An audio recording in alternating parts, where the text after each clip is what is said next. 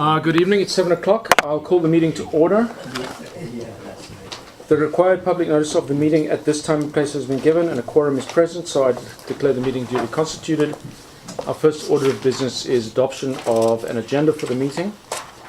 Proposed late items have already been provided and they're recorded. Does everyone have a copy of the ones that have been distributed previously by email in most cases? Staff's passed those out. Okay, so hard copies are available. Are there any further late items? Last chance. There's an amendment of the agenda that I'd like to... Oh, that's fine. No, I mean actual material. Yeah, okay. Yeah. Okay, so can I have a motion to adopt the agenda and a second? Amendments. Who wants to go first? Yeah. I'll be quick. Okay, go. Just add 91A as a ground for calling the meeting. That's, Okay, that's on page do with, 4 of the package. personnel, etc. Okay. Anything else, Peter? Nope. As I alerted council by email during the week or weekend, I propose we move the item at 10A. That's the debate on the DPA OCP amendment to right after item 7 and right before reports, just while we're fresh. It may be that it goes swimmingly, but if it doesn't, it's important enough that we get it right. So that Where did you want to put it? just before section 8 Oh, report. second. Okay. Does that sound right? Before 8? Before 8. Thank you. Now, I filed 2 late motions. They're both here on table 9. I'm just going to borrow yours. So I don't have to find mine. These both, because they are late motions, they're not just information items that can be added to the agenda in this amendment. These need to be approved to add to the agenda. So the first one that I would propose is as option 6 under the item that is now moved to before 8 but is currently 10A.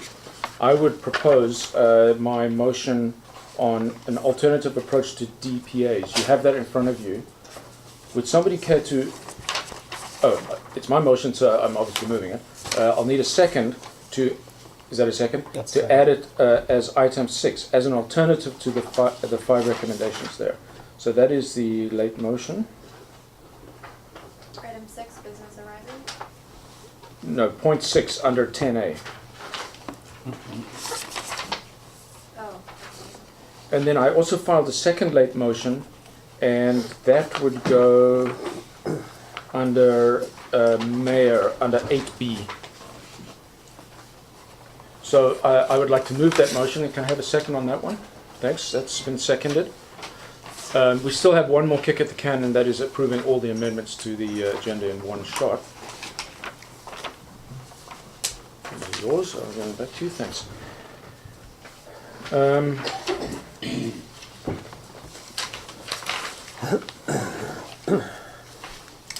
I was also going to propose, Peter, but this I'll let you make the call on this. Do you want to just defer approving the minutes of the prior meeting?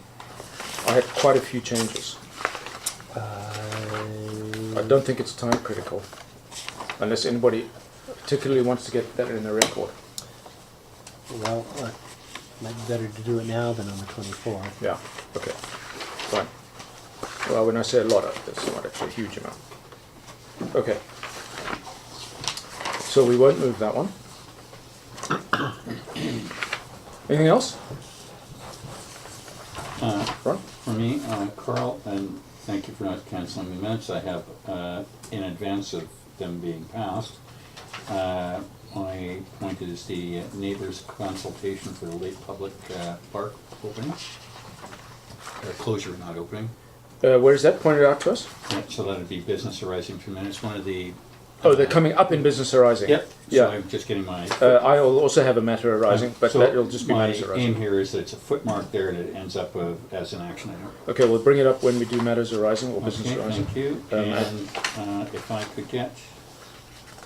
these are I'm just drawing the topics. They're for quick discussion. And that is, so these would be 8, 5, 6, and 7, and the order would be spillage on Ocean View Road for... Sorry, where are we talking? 8, 5 is the new staff report. So it'd be spillage on Ocean View, So you're looking for a staff report under 8A, just a verbal. a verbal report. Let's just call them verbal staff reports Yeah. right now. Yeah, so that'd be 5. Well, tell us what you're looking for there. Spillage on Ocean View. Yes, there's a spillage running from the entrance of the village up to near the top. Is staff able to make a verbal on that? Yes? Okay. Okay. Perhaps it should be under Council C, and Councillor McLaughlin can speak Okay. to the issue and Okay, fine. request what he Well, wants. Is everybody following this? So we're going to That's move. fine, so that'll go, okay, thank you. Thank you, Peter. Fine. And so then let's dovetail that with council report, which would be the, let's call it, for the sake of a descriptive terms, the garbage letter. Ron's having trouble Yeah. adjusting to being right side up instead of upside down or down under. There's two ways to 7 read weeks that. without a meeting, I'm just kidding, so stale. Garbage letter. You're saying the letter is garbage, or Just, it's about garbage? It's about garbage. and, Okay, so that is Council C 2. The other one is 1. Yes. and that's fine for now, I'll bring up another one on Business Horizon. Okay. Thank you. Everybody follow that more or less? Most importantly, the recorder.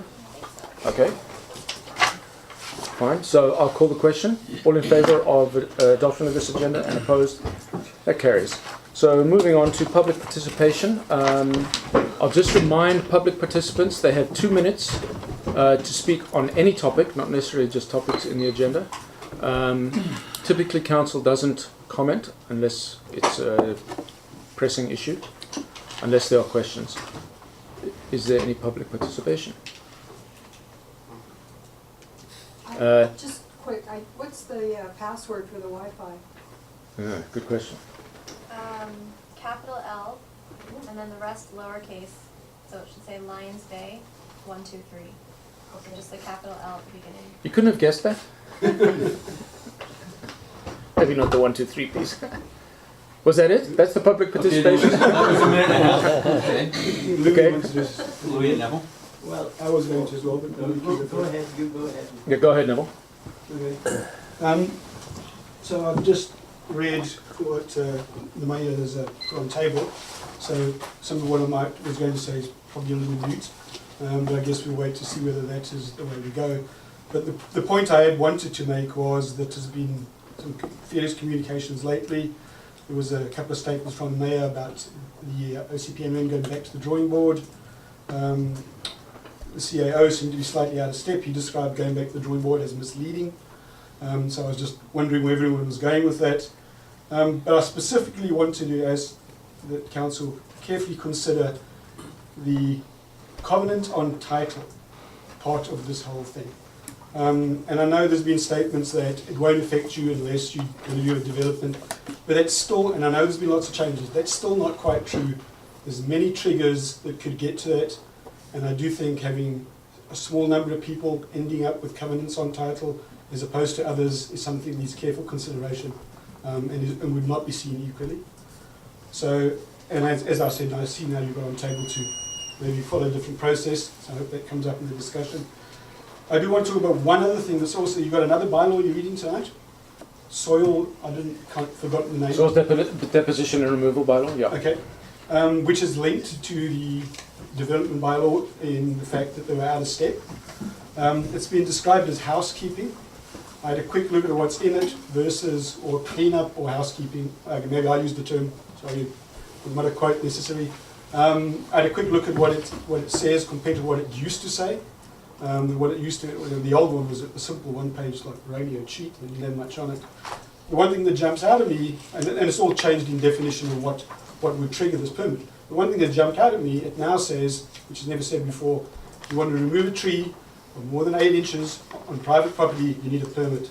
I think that's a big change for the village, and I haven't heard anyone else mention or even know it's happening. Okay, thanks. Well, both of those particular comments, I know I said I wouldn't comment, but I will. both of those are flagged for discussion in here, so we'll be discussing it. I'll just warn everybody that this is going to be a pretty long meeting. We may actually go for the record. So everybody's welcome to stick around, but those two specific points will be discussed. I can assure you. I have them flagged myself. Louis. Well, when I was coming down the road, my intention was not to participate. But I read the You couldn't mayor's- resist. I couldn't resist. I read the mayor's note that DPAs will be off the agenda.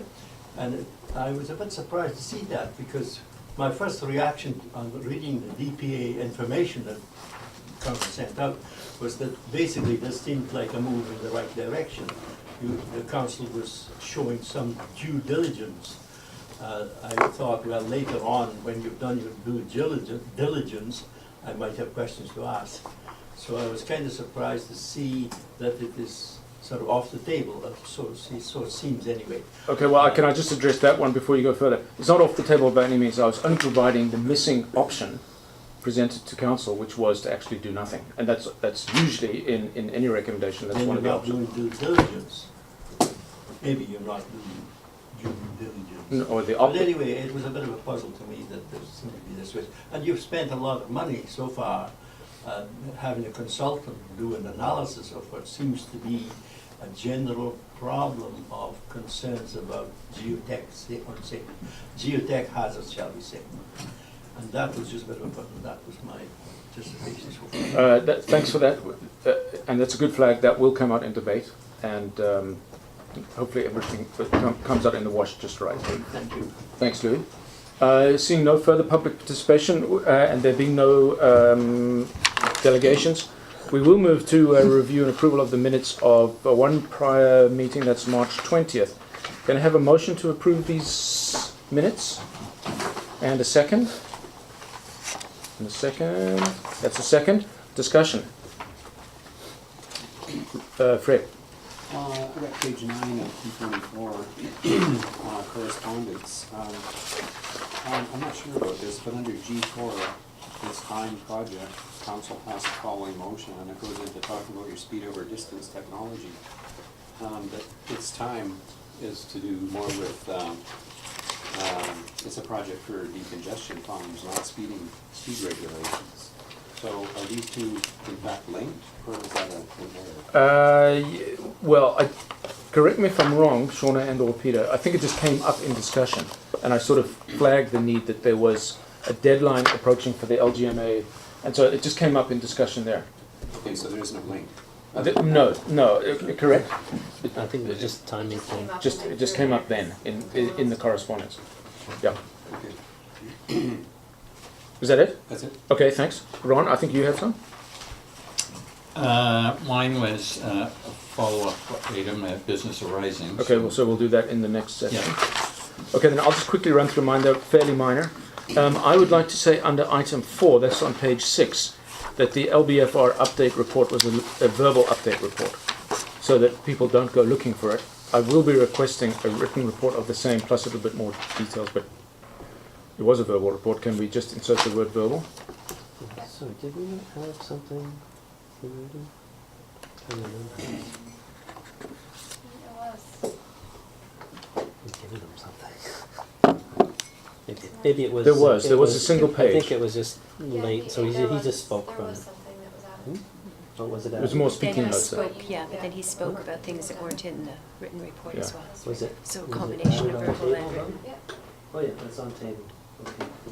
I think- So maybe that should be reflected in the summary here that Yeah. that My take on that report was that it was a report, but there was, it generated a lot of discussion Yeah. with council, direct discussion, and he answered a lot of questions that weren't in the report. Yeah, that's And I think that's it was a where I was good- going with that. Yeah, so I think that's how it should be shown that way in the minutes. I think I'm fine with just dropping the word verbal.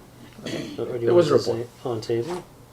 LBFR update report on table from Fire Chief Fine, Oliver. okay, that's good. Yeah.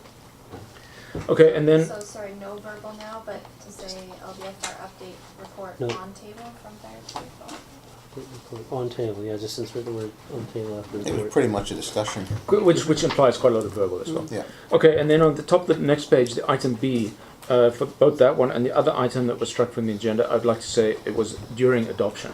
I don't want it to look like somebody went to a back room and pulled it from the agenda. Council approved pulling the item during That's adoption. reflected right here. Where? During adoption of agenda, item 7B and 8BI be struck. So this is just, so when you get to this spot fine. in the Okay, agenda, good. it's Thank be you. reminded Okay. that took place. Very good, I'm good with that. Under, just a small typo, under, on page 8, item 4, Memorial Committee verbal update, it's veteran S apostrophe. In the second line. Second line, yeah. What does that say?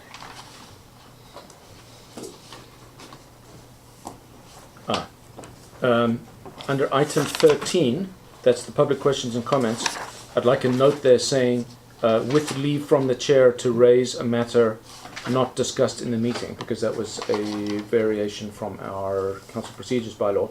I don't want people reading in there saying that, hang on a sec, this wasn't discussed. In other words, I want formally noted that there was permission from the chair.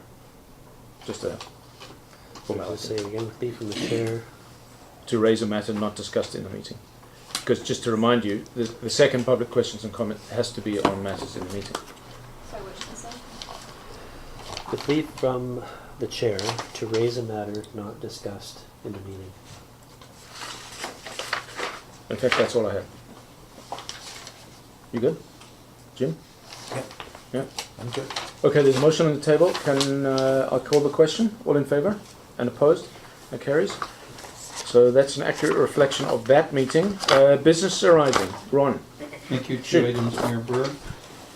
The first is that, while it's not specifically stated in the minutes, I know that it was embedded in the discussion, which was relative to the beach park. There was to be staff to consult the neighbors for the potential for a lake park close. And that can either go into description of action item in the unfinished business until it's done, or it can go into the IRR. Peter's choice in this one. Peter? So where did it come up in the It was one of the recommendations. It was one of the recommendations, Yeah, that's right. okay. We said we had to consult the neighbours on the park close extension from 10 to 11.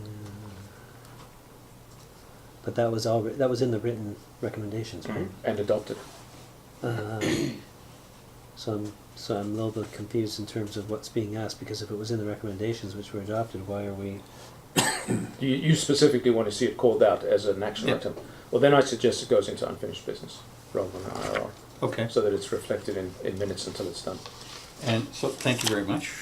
And I will just leave it. And I mean, the reason is that the sun is starting to rise, and Absolutely.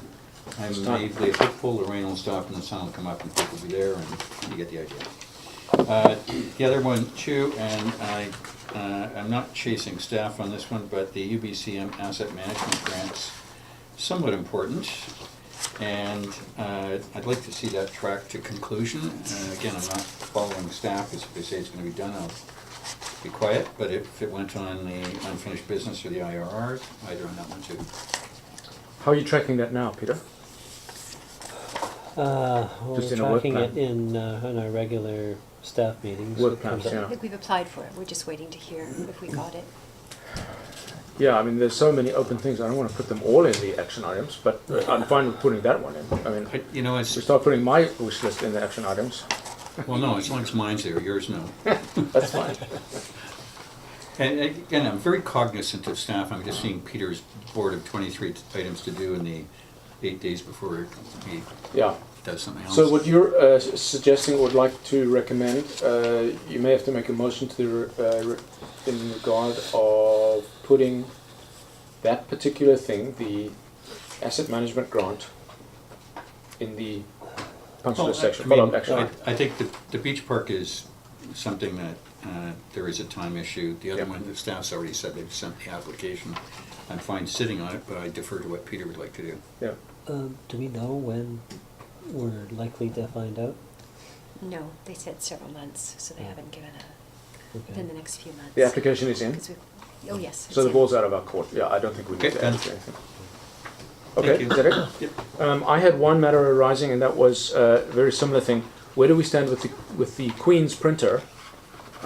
giving us our signs? The Queen's Printer signs are in. They're Fantastic, in the good. So The reason I ask is because I've seen them dotting up around Metro now. Mhm. Yeah, Some we people have got them. more money than we did, but okay, fine, thank you. That's all I had. Any further matters arising? Business arising? No? Seeing none, we'll move on to the next item, and that is previous unfinished business from prior meetings. First being number 32. Okay, I'll say it. We have done not nothing, but very little on framing terms of reference for trail maintenance. Remind us, Peter, we're meeting with the Mountain Club of BC chair and local rep, and Lions Bay Trailblazers and Lions Bay Search and Rescue at some point, date as yet unset, I believe. But the meeting's been mooted. Point being that we've got several issues. The first is that we sort of kind of indicated that we could potentially use Lions Bay resources, mostly time, machine time and personnel time, to clear the ditches at least up to the gates. We also said that we would contemplate a composting toilet at a certain point. That has very good public health aspects for us,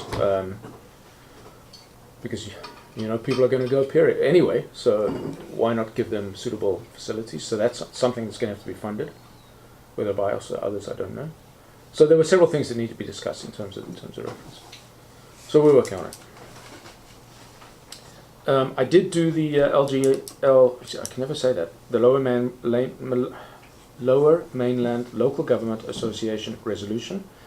It was quite persuasive, even if I say so myself. If they, I will have to go and speak to it. Mayor Heinzman from Squamish is going to second the motion, and if they accept it, if the resolutions committee of the Lower Mainland people accept it, it goes automatically to UBCM. Just by the by on that, I made a presentation in that vein to the RCMP, who then spoke about it the next day at a larger regional meeting, to the extent that somewhere between the Squamish detachment and BC RCMP might contemplate an endorsement of the concept, which would be nice. But let's not put the cart before the horse. So, Shauna, you can strike 33, it's done. Didn't do 34. Can't remember why. 35. Peter? 35, I did get back to her. Can't Okay. remember what I said, but Are those mooring buoys up? There was the question was between the demarcation buoys between the points and the mooring buoys. No, they're not. We've got them. We don't have them. There's problems with the depth that we have to provide an anchor for, Yeah. and the length of chain, buoyancy, etc. So Okay. it's on our list. Yeah, just to point out the obvious, time's of the essence there, because people are going to start coming and saying, hey, this looks like a very picturesque bay to throw anchor in, and they won't know not to. Not being able to access our bylaws from the ocean. Okay, so we'll leave that one. You've written, so 35 can come off, but there are matters rising there. 36, Peter? yes, she was replied to. Good, thanks. 37? No.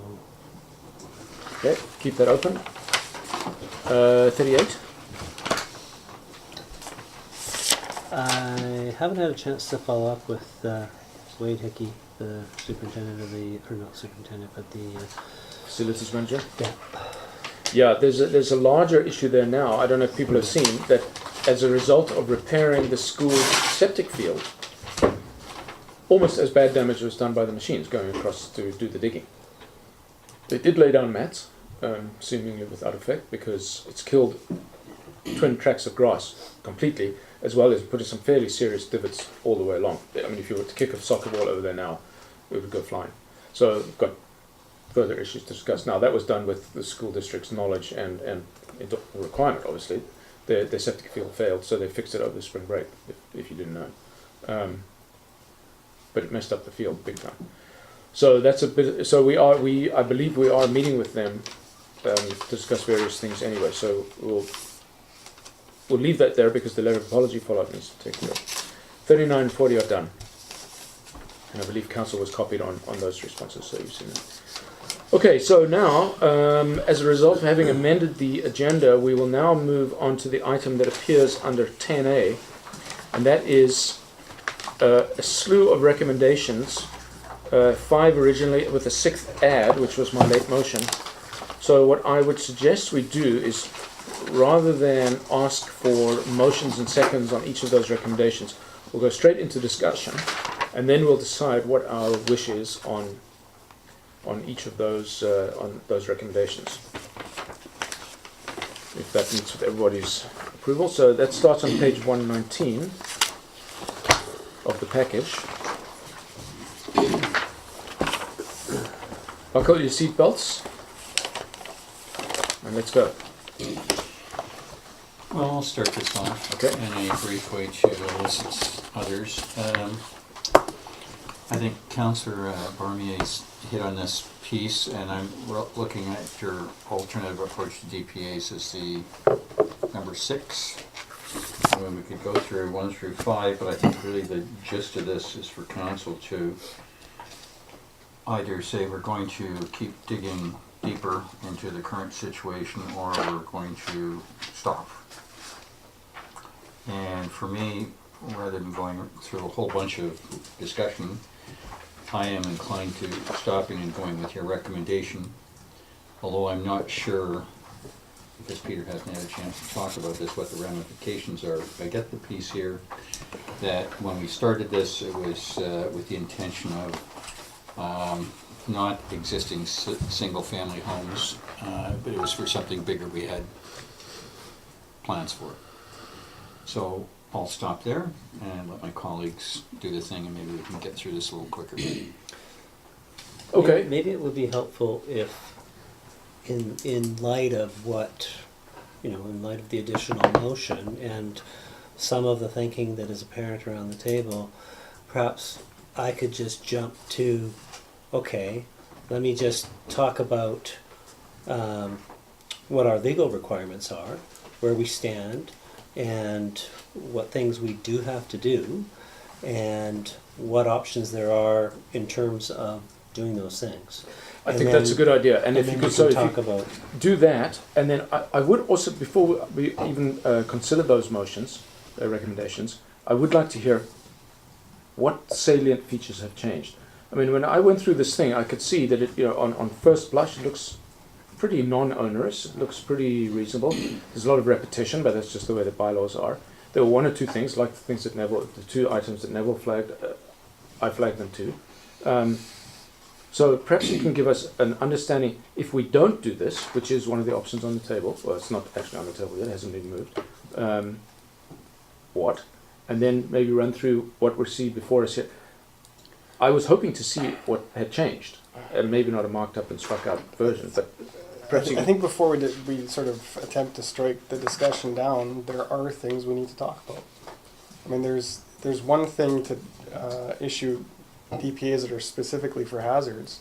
We need to take a step back and look at what we agreed to do in the OCP and the flavor of that and what people in the village were asking for. So development is more than just talking about hazards. I think development also includes talking about opportunities and what the village has to offer in terms of those. I'm not saying that we don't need to go down this path of talking about hazard DPAs. I just think we're missing the bigger picture, and we should roll this out in a much more holistic way. So but that's an OCP discussion. That is correct. But this but is we're not we're not having that discussion. No, no. But we're talking about amending the OCP. So it is an OCP discussion. And these are the questions that are coming up from the public, and I don't see why we have to talk about these things. So I'm happy to listen, but I'm still needing to talk about the things that came up in the meetings that I had with people, in the conversations that I've had on the street, in texts that I've received, and emails that I've received. That's coming out. It's whether it's going to be after you talk about it or we talk about it now. But I need to put that out there so that we've done our part in getting people heard. Yes, okay. I am not going to broaden the discussion to a discussion about the OCP right now. This council has decided not to budget an OCP amendment this year, 2018. You mean a review? or even a review. Sorry, I mean a new OCP, a review. What is up for discussion today is an amendment to the existing OCP, simply because that is mechanically where it has to go. If it was a bylaw, we'd be talking about a bylaw. If it was a policy, we'd be talking about a policy. What we're in fact talking about is amendment to OCP. That is how DPAs get implemented. And this debate needs to be ring-fenced to DPAs. The issue is, does Lions Bay need DPAs? We're going to hear about that in a minute. And what is the proposition? And then it's for us to decide, are we going to do that? We also obviously need to hear what happens if we don't. Right. So, Peter, take it away. Okay. So I'm going to start with what is our common law requirement in circumstances where we have known hazardous conditions.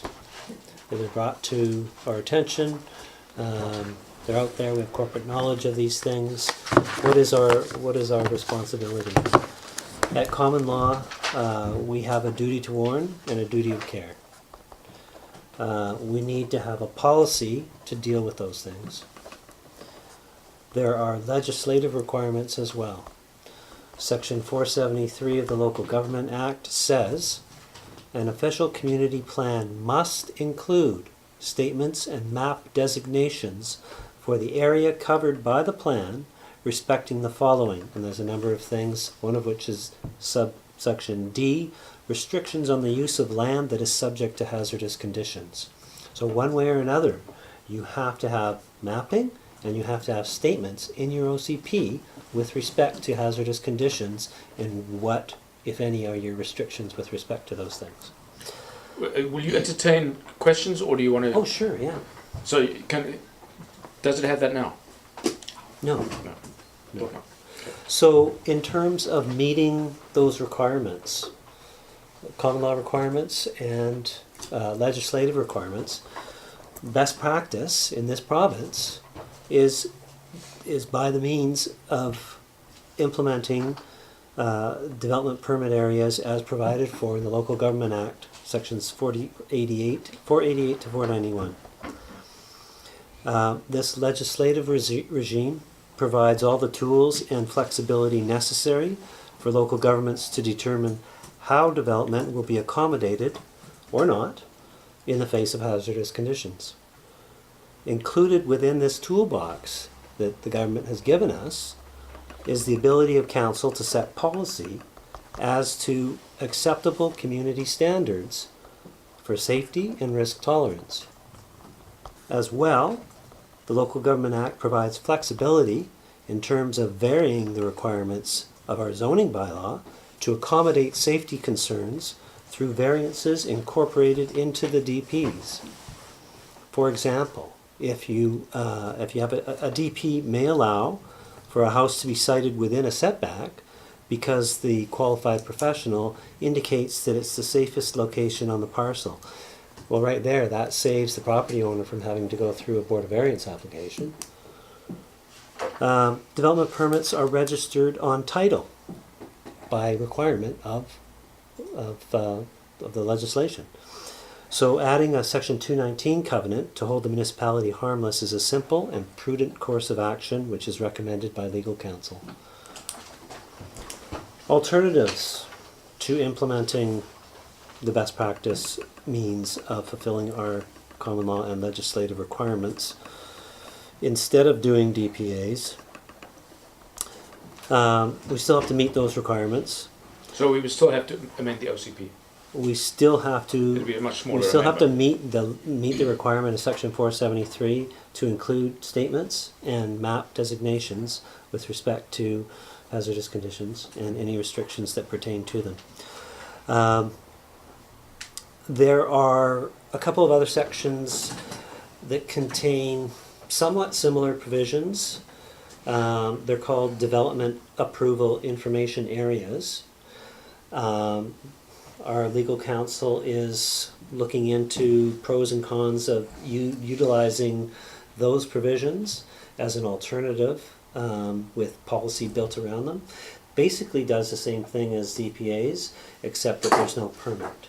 But the approval information that's required is the same information. So For the building permit. So, yeah, in order to get to the next stage where you get a building permit, you've got to have the information has to be provided to the municipality, and the information, then the municipality has to determine whether the information provided is acceptable or not. And then the question arises, upon what do you base acceptability, or what does staff base acceptability on?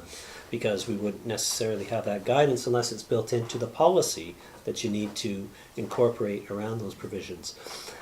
We may not be able to use these provisions because there's just the wording of them indicates to me that they're intended more to deal with how development impacts the environment as opposed to how the environment impacts development. And so that's sort of a nuance that legal counsel's looking into. Section 56 of the community charter is what enables the building inspector to call for geotechnical and or geohazard reports where flooding, mud flows, debris torrents, erosion, landslip, rockfall, subsidence, or avalanche is of concern. Under that provision, right now, the building inspector routinely, on every building permit, requires a geotechnical report. But that report pertains principally to the land immediately underneath the structure to be built, or which is already there if it's an addition or renovation of some sort. It does not take into account anything else to do with the soil on that parcel or any other hazards that may exist with respect to that parcel, whether they're on the parcel itself or affect the parcel from beyond. Whether a geotechnical or a geohazard report, which is requested under that section,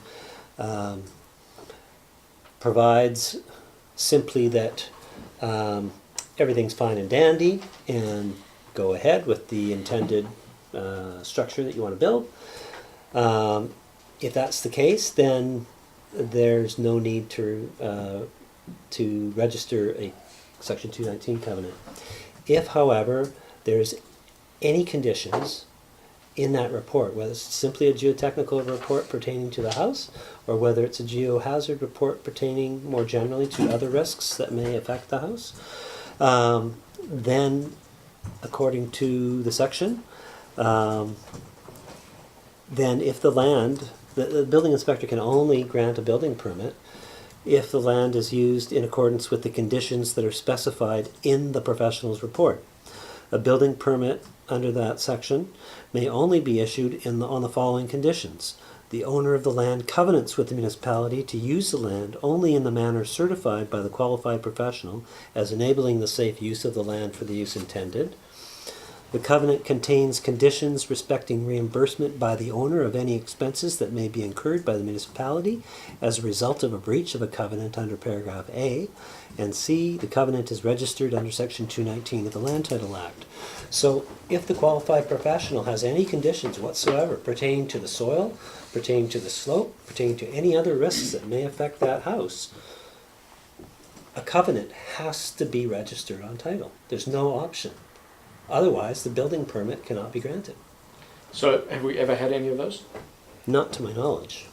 There may be a couple, but I don't know. I haven't asked our building inspector that direct question. Can I just Oh, ask sure, a yeah. question? Just to make sure I get this straight, if a qualified professional makes a recommendation and the developer abides by all the recommendation, is there still a covenant on title on that? Yes, because the It will conditions have to be covenanted by the owner, that they will abide by those conditions. And per the legislation, that has to be registered on title. Okay. But isn't the building permit predicated on that? Well, the building permit cannot be issued unless those conditions are met. Yeah, but if they then stick to the terms of the building permit, they're meeting the conditions. I'm just telling you what the legislation requires. So it's only if there are conditions is a covenant Yeah. dictated Yeah. by the community charter. It's not automatic, it depends on the conditions. If the geotech or the geohazard report indicates that there is that particular hazard, it has to be dealt with, it is dealt with, then the covenant is required. So the Is that what you're engineer saying? would specify what conditions Yeah, are necessary that's in right. order to build this house, whether it's a Yeah. case of Yeah. pinning the foundation to the slope or. But so, yeah, I'm or not whatever understanding. whatever the case So I may be. build this house, I pin it to the slope, the building permit's, then it's inspected, it's signed off. Mhm. Why do I need a covenant saying that I did that? I did that. Okay. And this is since when? This is a new. This is not a new provision of the act. So everyone else It's- up and down the corridor is doing this? If they're abiding by the provincial Or legislation. we just don't have the framework to call for that? I know we do it on Gabriel. You can have, you can But have a regime whereby you have the discretion to call for covenants under development permit areas or what have you. Or under the building Or in other circumstances, but I'm just pointing out that where there are conditions specified by the engineer, then a covenant is required. So it may be that there, I'm not saying that this happened, but it may be that we simply haven't been doing what we ought to have been doing. Possibly. If in fact the geotech geohazard report ever implied conditions. Yeah, Yeah, so so without going what through are them, these you wouldn't conditions? know. What would be a condition? You're not allowed to build in this corner, or you have to pin your house, or you have to build a meter-high foundation. Those could, yeah, Carl's those could all salient be. point is the building permit has been approved, the house is built, and we've all moved on here. Yeah. So the covenant is there, and you've asked why. Peter's basically said because yes, and Jim has said in a practical example, he has experience where this is the case with his own stuff. So it looks like we're fighting City Hall here. No, okay, fine. I'm just wondering. I think that's right. The logic is you got to follow the covenant. Even though you did it, you still have to say so. Yeah, so that's using these provisions. You know, if you don't have an alternative regime, and the alternative regime is the development permit areas. Under the way it's drafted right now, covenants are required for each of the DPA zones, other than wildfire hazard. So for 1, 2, and 3, and their subsets, yes, you would have to have a covenant.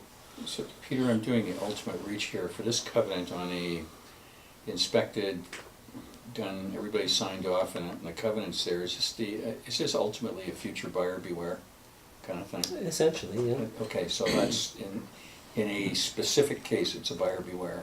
But is it beware or aware? Well, Is it not intended to give the future buyer comfort that the thing was done correctly? Ultimately, yes, because you have knowledge that, I mean, the covenant is evidence that the property or the structure has been built in accordance with Okay, the so safety it's- criteria it's- required by the municipality. So substantially, it's a registered attestation. I mean, But the key nothing is more. you said the safety criteria stipulated by the municipality.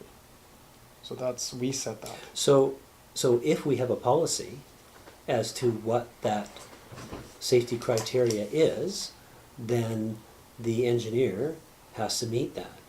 If we don't, then the engineer is left looking to alternative standards upon which to base his or her decision and as to what needs to be We done. don't have criteria yet.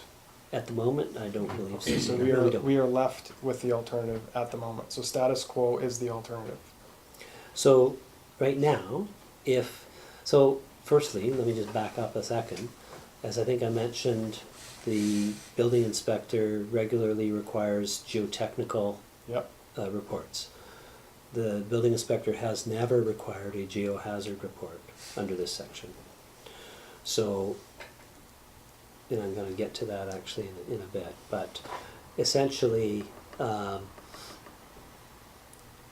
for us to require that under this section without any other regime like DPAs or anything like that, then basically the professional engineer or geoscientist would have to look to other standards in BC as to what is appropriate in order to say, which they have to say, the land is safe for the use intended. So how do they do that? If the municipality or regional district has a standard, That's what they have to say, that's what Okay. they have to meet. So I If think they what don't have the a missing standard- piece is geohazard assessment piece is a new requirement, relatively new requirement. I don't know how long it's been in the legislation. I'd have to ask our legal counsel to look Okay, that up. because I don't think it's Scanning that new. DPAs for municipalities around here, it doesn't seem like there's that much going on. Are we setting a new standard? Are we sort of a No, test balloon? no, not at all. Okay. No. And I think, so that's the message we need to somehow package it better. Everyone needs to understand that better. I think that's the. What's that exactly?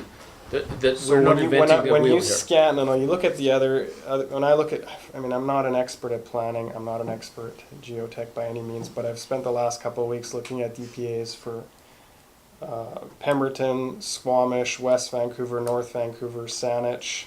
You know, you look at how they structure their DPA framework, and it's not 32 pages. It's a few paragraphs and one map. So the sense that I have is that they're not taking it to the extent that we are, and that's just a read based on public information that's out there. I mean, like I said, I'm not an expert. I could be reading this the wrong way. So, you know, the little red flag goes off, and the questions that come up is, are we doing this in the right way? Is what we've been doing up until now completely incorrect, or have we just not been policing it properly, or do we have a framework that meets the requirements that we need to meet?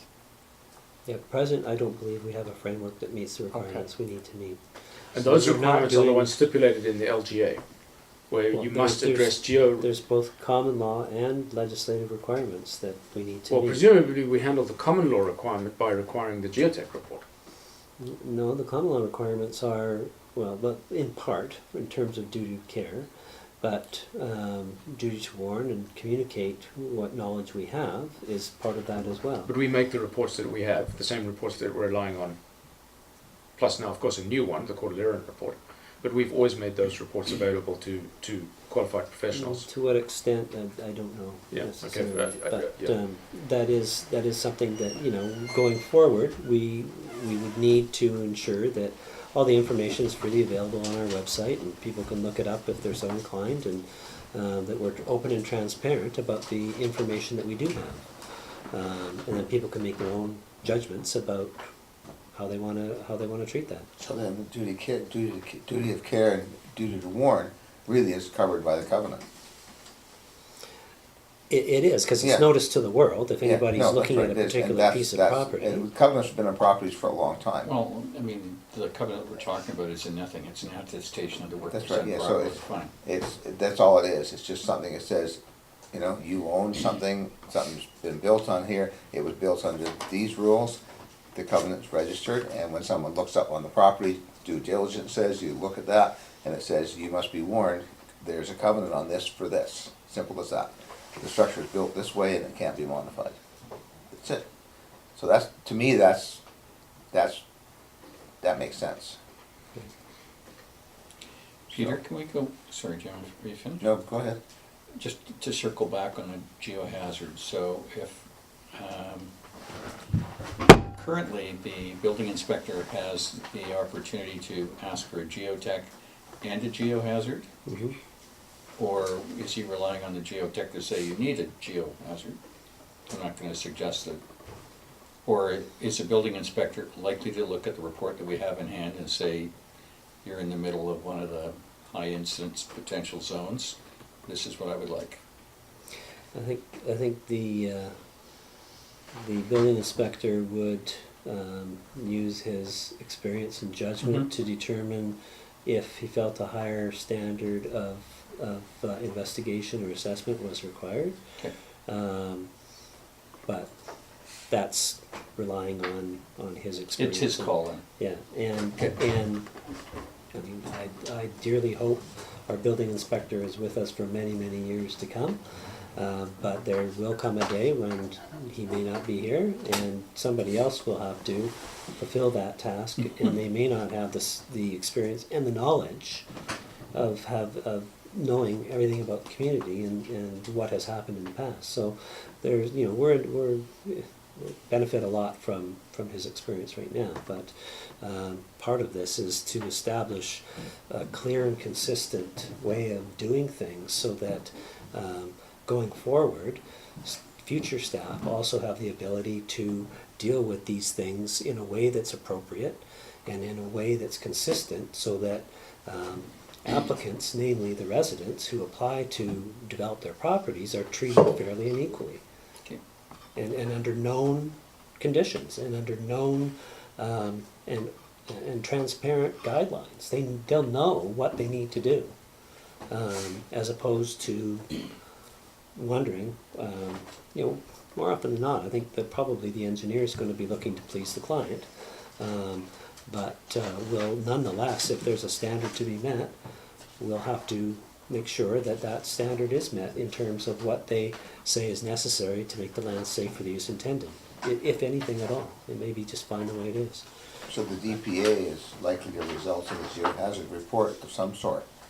And if you have several DPAs, then you must have something to back that up to say why it's in place. Does that make sense? Well, preliminarily is what we've got is the creation of the areas. Yeah. Is simply a preliminary assessment of what hazards could affect those particular parcels.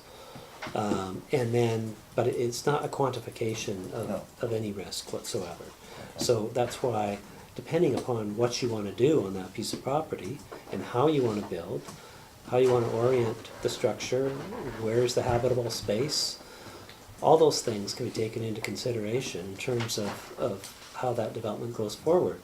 And that's all going to play into what's the risk on this property. It may be this, maybe that, maybe nothing. So But it needs to be assessed by the person knowing what is proposed to be built. Okay, so let's go back a step, or forward a step, whatever you want to call it. But let's look at somebody wanting to put a carriage house on their property. Mm-hmm. Does that apply? Yeah. Okay, so there's one more, okay. Not to get too much into the weeds, would it not be simpler just to make the DPAs the whole village? The QP is going to go in there and decide what it implies for a given plot of land. But that doesn't assist the QP in terms of, I'm looking at What to look for. I'm looking at this address. I've heard of all these different things that might be out there, but they're not, with the report and with the DPA guidelines, he or she will know immediately what it is they need to focus on. I have two little questions about that. Okay. And one of them is, if we enshrine this in our bylaw, are we bound by those maps? Do we take responsibility for the information on those maps? Those maps are basically, like I say, they're a pre-assessment of Okay. So basically that's published just saying- information Oh, that yeah, we're taking yeah, responsibility for. definitely, Okay, yeah. so that's And my as- first As question. noted, that we need to have mapping on our OCP. I get it, Yeah. but I'm not done. So I feel like we followed North Van largely as a model for our mapping, and the way our text is written for our DPA, a lot of that seems to come from North Van DPA. There's a lot of parallels. That's just pretext. So for me, as an engineer, I like to look at things in terms of numbers, right? And we look at what North Vancouver's done. They have a total of 3 development permit areas, 2 of which are hazards, geotech hazards, slope hazards, and stream type, creek type hazards. They have an area of 160 square kilometers, the District of North Vancouver. Lions Bay is 2.5 square kilometers, yet we have 7 maps, categorizing the village. It seems a bit off to me, and I'm not qualified to say that that is right or wrong. I question how helpful it is to an expert, or whether it's more just we took this one report and decided this was the way to go. Has any peer review been done on this report? It was an individual as opposed to a company. So we're putting a lot of trust in this one document. So I'm just raising the question, is everyone comfortable with that? Okay. And when you compare a large district like North Van, which has 2 maps in their DPA, to a tiny little village of Lions Bay, which has 7 maps, it seems off. It doesn't feel quite right to me. I'm What's not the saying size of their DPAs? The size of their DPAs are pages. I mean, I printed a few of them off. No, I mean You know, if you took- the land area. If you took Seymour as an example, No, it's no, a they couple have, square no, miles. no, District of North Vancouver, one map. No, but what is the hazard area? They follow. They have, the map is one map that covers roughly 160 square kilometers. Okay, so. But they follow, the DPAs follow the areas of the hazards in the areas. So, for example, Seymour Creek, they've got a DPA Yeah. running along that zone there because it's always been a major hazard in North Vancouver. It's always washed out, it's had problems. All the major water zones in North Van are DPA. Right. Under one Yeah, map. One map, that's So they right. just right. spray paint the whole That's thing. it. They spray paint the whole thing. They have a GIS system. You can dive into the weeds. It's a Yeah. very useful tool. Mhm. I don't think we have the money for that. No, well, I was going to get to that. So, Yeah. so yeah, they've got one map. It's a great GIS system and they've done the whole, in a lot of areas where they were concerned about 38 different creeks that run through their municipality. They've done that next level of assessment, Right. and their mapping is drilled down on all those areas. Individual And- lots. Yeah, and in individual areas. And so their mapping is all color coded in accordance with the different hazards and the different levels of risk. And they've got red zones. You don't want to be in the red zone in North Vancouver, but there are properties that are, and that will continue to be, and some that have had to mitigate because North Vancouver has required people to achieve a certain safety standard, even for existing properties. We're not proposing to do that here. Yeah. That would just be way beyond Lions Bay's capacity to deal with. So the fact that our mapping is set up on 7 different pages or 8 different pages really is simply, it could all be on one page. I could say, Pierre, can you give everything on one map? It would just be a little harder to read, I suspect. That's fair, but we also, I mean, it's one thing to cover the technical parts of this DPA and meeting our legal requirements. Perception is a whole other piece of the puzzle when you're talking about development. So people look at Lions Bay and they look at development permit areas and all they see is hazards and they see 7 maps. And they go, well, I don't know.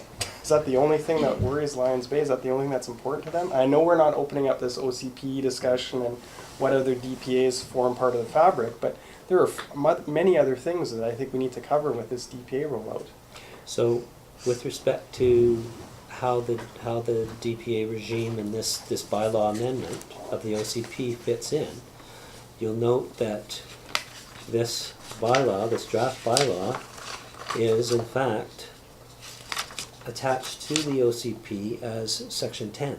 Right. There are 9 sections in front of this Exactly. dealing with all of the other things that are part of our OCP. Right. And that those could feed into DPAs. I'm not sure what you mean by Well, feed why don't into we them. have a DPA that talks about cottages and secondary suites? Why don't we have a DPA that talks about vacant land that can be developed? Why don't we have a DPA that That's not a covers... DPA issue. Sure it is. It is in other municipalities. But they've got DPAs for greenhouse gas emission areas, all that kind of stuff. Well, Look sure, at there's about- Squamish there's has about- 11 DPAs, none of which are hazards. I know they're talking about Yeah. introducing 2 new ones that are hazard specific. They will be But coming shortly. That's right, but they have currently 11 DPAs that talk about things that are important to that community. Yeah, some of which they have already are floodplain, and but My point is, character development is more than just alerting people to hazards. Development is also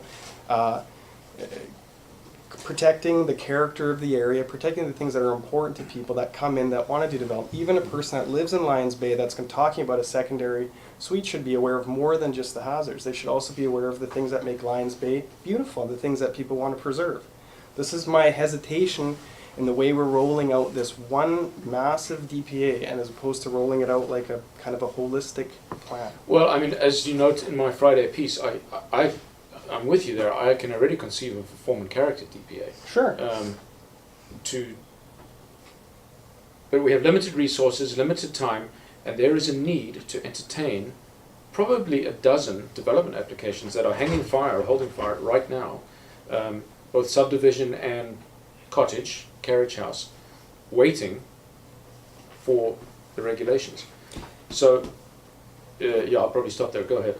I was just going to say, in terms of something like what you're talking about in form and character DPAs, in order to have a discussion with the community about what would a form and character DPA look like, that's a big consultation process. Sure. And that would be part and parcel of having an OCP review, which is kind of beyond council's point here in terms of their term.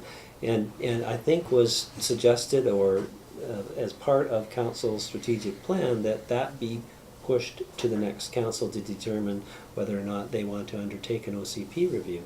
But that's certainly all those different things that you could entertain development permits with respect to, and whether or not you want to continue down the road of extended regulation of all the things like form and character and climate and how you build and building materials and all those different things. There's 8 or 9 different things that you can regulate on. I would recommend that council stop and consider whether or not the community wants to be regulated to that extent. But that's certainly something that you would have a consultative discussion with the community about. But that's a big piece of work. That's I'm not saying it's a big- I'm OCP not saying it's reviews not a these big piece days of are, work. yeah. I mean, I'm it's a couple of years at least in terms of doing an OCP review of all the things that Lions Bay might be interested in looking at, and that's a big budgetary and time commitment on the part of council and staff and the resources necessary to undertake it. So it's not something to be taken lightly. Okay, let's move on to that. So Jim, say your ask your question, and then Peter, let's hear the rest of this report on the alternatives to DPAs and what the implications are if we didn't have them, and then we'll go on to the next. So there's some changes have happened in the village as of late, okay? For example, development. We've got land that's going to be, people have decided they want to develop, okay?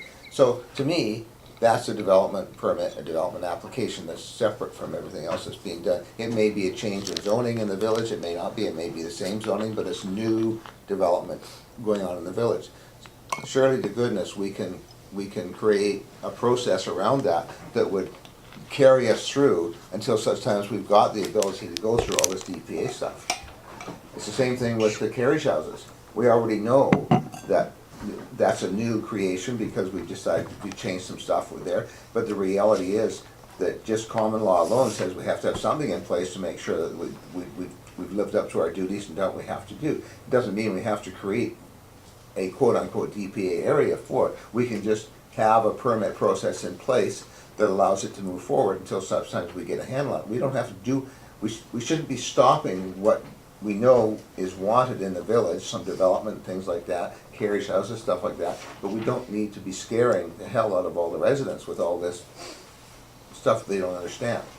So I think there's got to be a way of smoothing the process here, make it a little bit easier and a little smaller pill to swallow. Let's hear what that might be.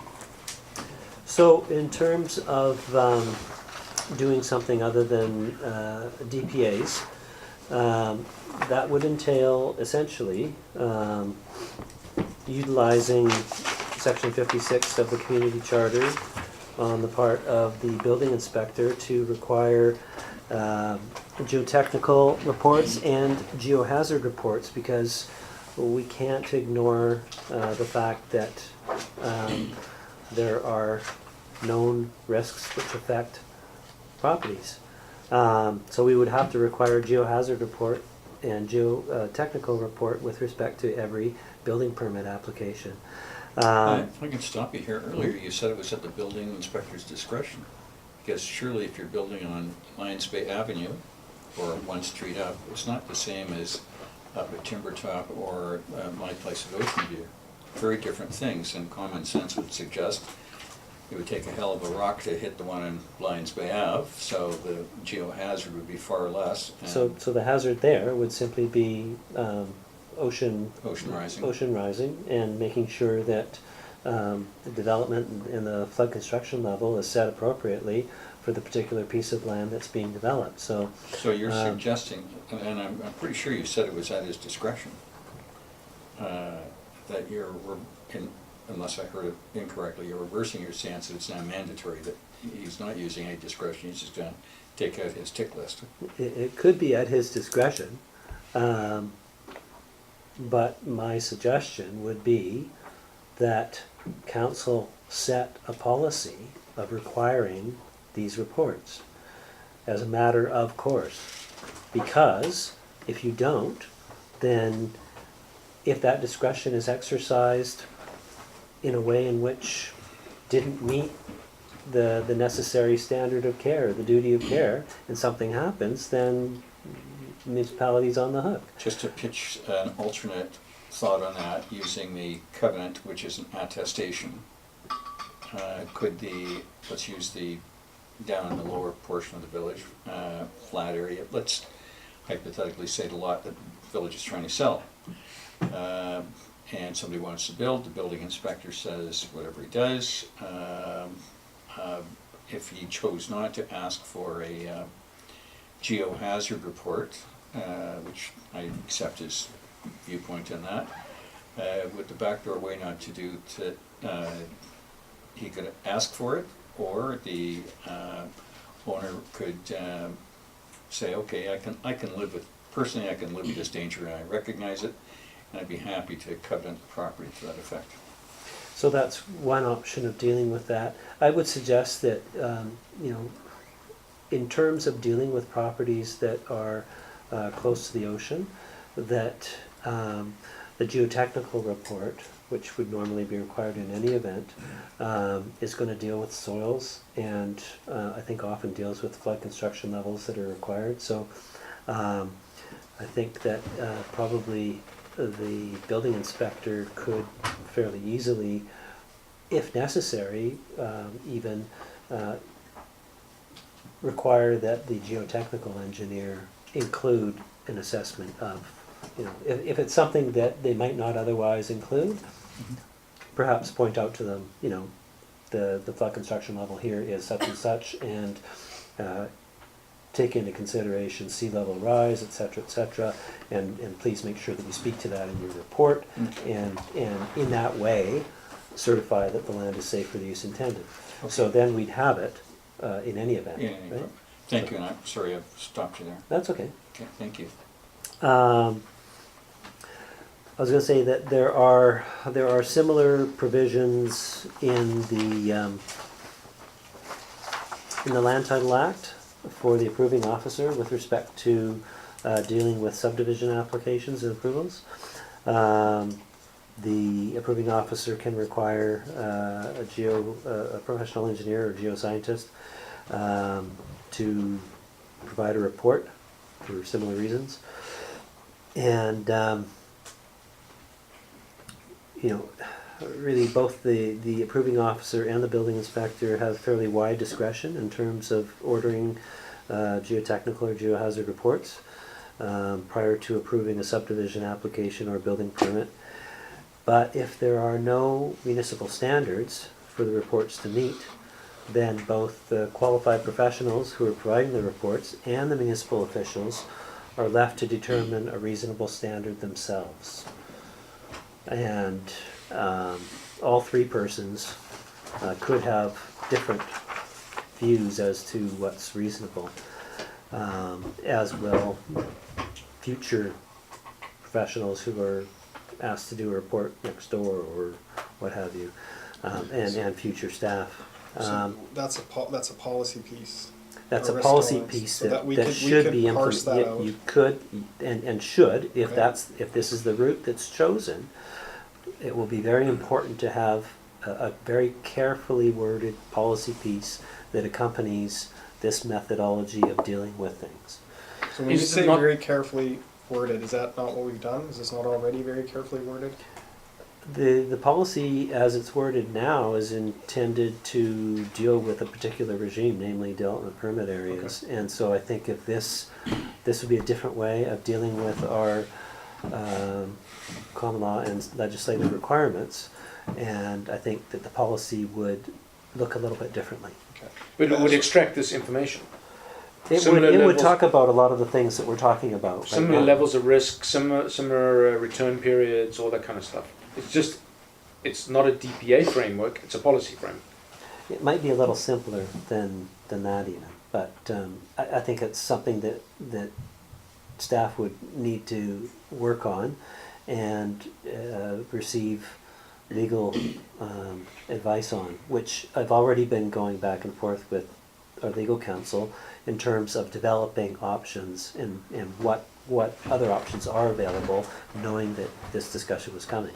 So I would go back and work on that and try to develop something that it would meet our needs and our obligations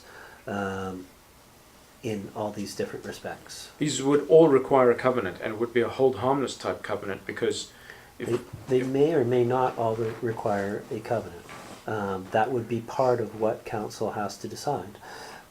Sometimes the covenant is simply an indemnification or a safe harmless covenant for the municipality. So it would depend on what level of risk council feels comfortable with in terms of ensuring that the municipality doesn't face future liability. So that's, if you feel that covenants aren't necessarily required in order to save the municipality harmless, then maybe you take a less onerous view on that. Versus, I can tell you right now, the lawyers will recommend that you have that as part of your policy. I'll just point out to council, and I probably don't need to do this, it's obvious. The municipality is us. If the municipality receives a judgment against it for X million dollars, insurance will cover some, and the rest will be covered by taxpayers over as many years as it takes. So let's just rather call it the community will be needs liability coverage or not, as the case may be. That's the whole point about the covenant.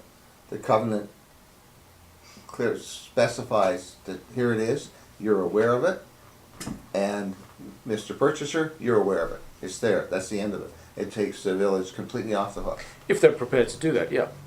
And it's not only them, it's for what harm their property might do to downstream houses. But it's a logical But that's what we do now. solution. Yeah, it's a logical solution without going through a whole bunch of hoops. Is that in fact the case, Peter? I mean, if a rock hits my house, do I get to sue somebody? Not necessarily. No, you're the mayor. No, I'm a private citizen. Mr. X. A rock hits Mr. X's house. What are his remedies? Isn't that just too bad? Probably, unless somebody had knowledge of that rock posing an immediate and imminent hazard. When his house was built. Yeah. When the building permit was issued back in the day. Yeah. Okay. Or if something else has taken place and we know that there's something that could hit them and we don't warn them. I mean, we have to Okay, share but maybe it's not a rock. Maybe, Yeah, maybe it's a stream hazard. So we have streams, and we know that some of them are more dangerous than were previously understood. People have been told it's all existing construction. Got a report. And Report's all about it. We haven't required them to do anything about it. Now the creek comes down in flood and knocks down their house. I'm talking about current regime, not even an additional policy add-on for risk and hazard mitigation, or hazard mitigation. What's next? The creek knocks down somebody's house. It was a known hazard. The house was built long before the hazard was known or quantified. It's just too bad. The insurance company could work it out. Well, provided the homeowner knew of the risk, then there's all kinds of different fact scenarios that could play in here. So I can't really tell you one. Well, I mean, that's the other, case for just about every house in Lions Bay. There's some risk associated with it. Lions Bay is on the side of a fairly steep hill next to the ocean. All kinds of things happen here and do happen. So, I mean, a lot of the commentary I've received is that if you live in Lions Bay, you know about this. I don't think that's a very viable argument. I think it needs to be quantified, and you need to be told about this. It may be that if you lived here for 40, you know that bad things can happen. There's another argument that we don't like to talk about, but another argument that we sit below a huge chunk of provincial crown land that we all know, I mean, we've had creek washouts here because of what's gone on in the Crown land. The Alberta Creek's a good example of that, okay? And it's happened here, it's happened in North and West Vancouver. That's why all of a sudden the attention to all this detail all over the place, because people are panicking. So, but the reality is that we are in a zone totally surrounded by Crown land, and we are totally at the mercy of that Crown land. And so, what is our responsibility? I mean, on new developments, we warn people, we tell them to put covenants on, but that's fine, that makes sense. What do we do about the existing hazards to existing homes? I don't know. But the chances are the hazard isn't created by somebody in the village. It's created by somebody above the village working on Crown land. So how do we cover ourselves in that, or do we? So a request for further assessment by the province has been launched. Okay. And I'm waiting to hear back from various provincial departments. And I will remind us all that, you know, when the last time this came up in a serious way, the province reacted in a fairly substantial way by building the Alberta flume and 2 very large debris containment structures. Well, yeah, but they did that as a result of a major disaster. As a result of, yeah, exactly, Yeah, not as a directly. result of a report Yeah. saying there's a risk of one. Yeah. So, yeah, I don't think we can predict what may or may not happen with the province. So let's not lose track here. What we're trying to understand is, so Peter, everything you said, there are alternative regimes. What do we lose or gain by not putting those within a DPA framework? Because it's the same result. I think that what you gain from utilizing a development permit area framework is you establish a framework for doing things into the foreseeable future. You establish a consistent set of safety standards and risk tolerance thresholds and guidelines, criteria that everybody has to abide by. They know what they are. They can see for themselves what things have to be met, what has to be done if they want to develop their land. There's a lot of benefit in that. Why can't that be just done in a policy? Because how would you set out all of those? I mean, we've got, as Norm said, was it 17 pages? I didn't count, but 32. Okay, 32 pages of Double-sided. of what to do. And yes, there's some repetition because some things are, you do the same thing for this one as you did for that one. But nevertheless, how do you take all that and stick it in a policy? That's basically what we've done. We stuck it in a policy. It's Well, called so a that's where I'm going. DPA policy. The reason I brought up the 32 pages is Pemberton has 2.5 paragraphs covering their hazard DPAs. Mhm. So why is 2.5 paragraphs good in Pemberton, but Lions Bay needs 32 pages? I don't know. I'll have to call Exactly. Lisa Padrini and ask her. So again, it's just context for me, and it begs the question: why so heavy-handed on this amendment, and why are other municipalities handling the same thing, what appears to be in a much, let's, for lack of a better word, slicker and more boiled down way? Well, I've been through the North Van one several times, and it's pretty voluminous. So it's Yeah, it's not we've all sure around the that- table, we've asked to see lot of Pambies, provisions. Squamishes as being maybe a little less wealthy and navel-gazing than North Van. But I think what we're still, at this stage, we're trying to understand is, do we want to undertake a DPA framework? And if so, let's proceed. What's going to be in it is the next level of detail. So I'm hearing, this is just Jim here, what I hear around the table is there's concerns. One of the concerns that came out in this conversation is, okay, well, we've got development, people want to develop land here, and this all, it's got to happen right now. And I'm saying, well, why can't we have something to designate what has to be done in areas where there's new land being developed and it's a new area, or it's something that's being changed from residential to multifamily residential, whatever the case is, that does affect things, and we have to have something around that. That doesn't mean we have to affect all the houses that are having carriage houses built on, because that's a big percentage of some of the stuff that we're doing as well, I would think. as time goes on, we're gonna get more people trying to split their land off and build a carriage house for either family or for rental or for, to eventually live in when they can't handle the bigger house. So that is something that can be, that piece may eventually be able to be done through OCP, but maybe for now we can deal with it on a more simple basis, saying you will have to register a covenant, you have to do this, you have to do that. Whereas with the commercial development and the development of multifamily units going in the village, we may have to take a more serious view of it. If that ever happens, there's no suggestion yet about that. We haven't seen anything in that regard. I mean, let's also not lose sight of the fact we're talking about 2-3 dozen opportunities here. So we're talking about a fairly significant, it's more than a page per development, in fact. But it is a framework. What Peter makes cases, what I'm trying to understand is the difference between a policy, which would encapsulate just about every piece of information in what is now a DPA. What do we lose by just moving it into a policy basis than a DPA basis? I have one more comment to add to that, just quickly, and that is that in the past, I've worked for several developers in the Greater Vancouver area, and I will say one thing: whatever costs are incurred to deal with developing a piece of property, geotechnically or hazard-wise or anything, guess who bears the cost? Not the municipality. It's the developer that bears the cost. All of it. And so the reality is that if we have something like that coming in the village, it doesn't matter if it's 50 units or 20 units or whatever it is, that cost is to be borne by the developer. We just put the rules in place and we don't have to affect it. What I'm concerned about is how it affects the individual homeowners who want to split their property. That's what I'm concerned about.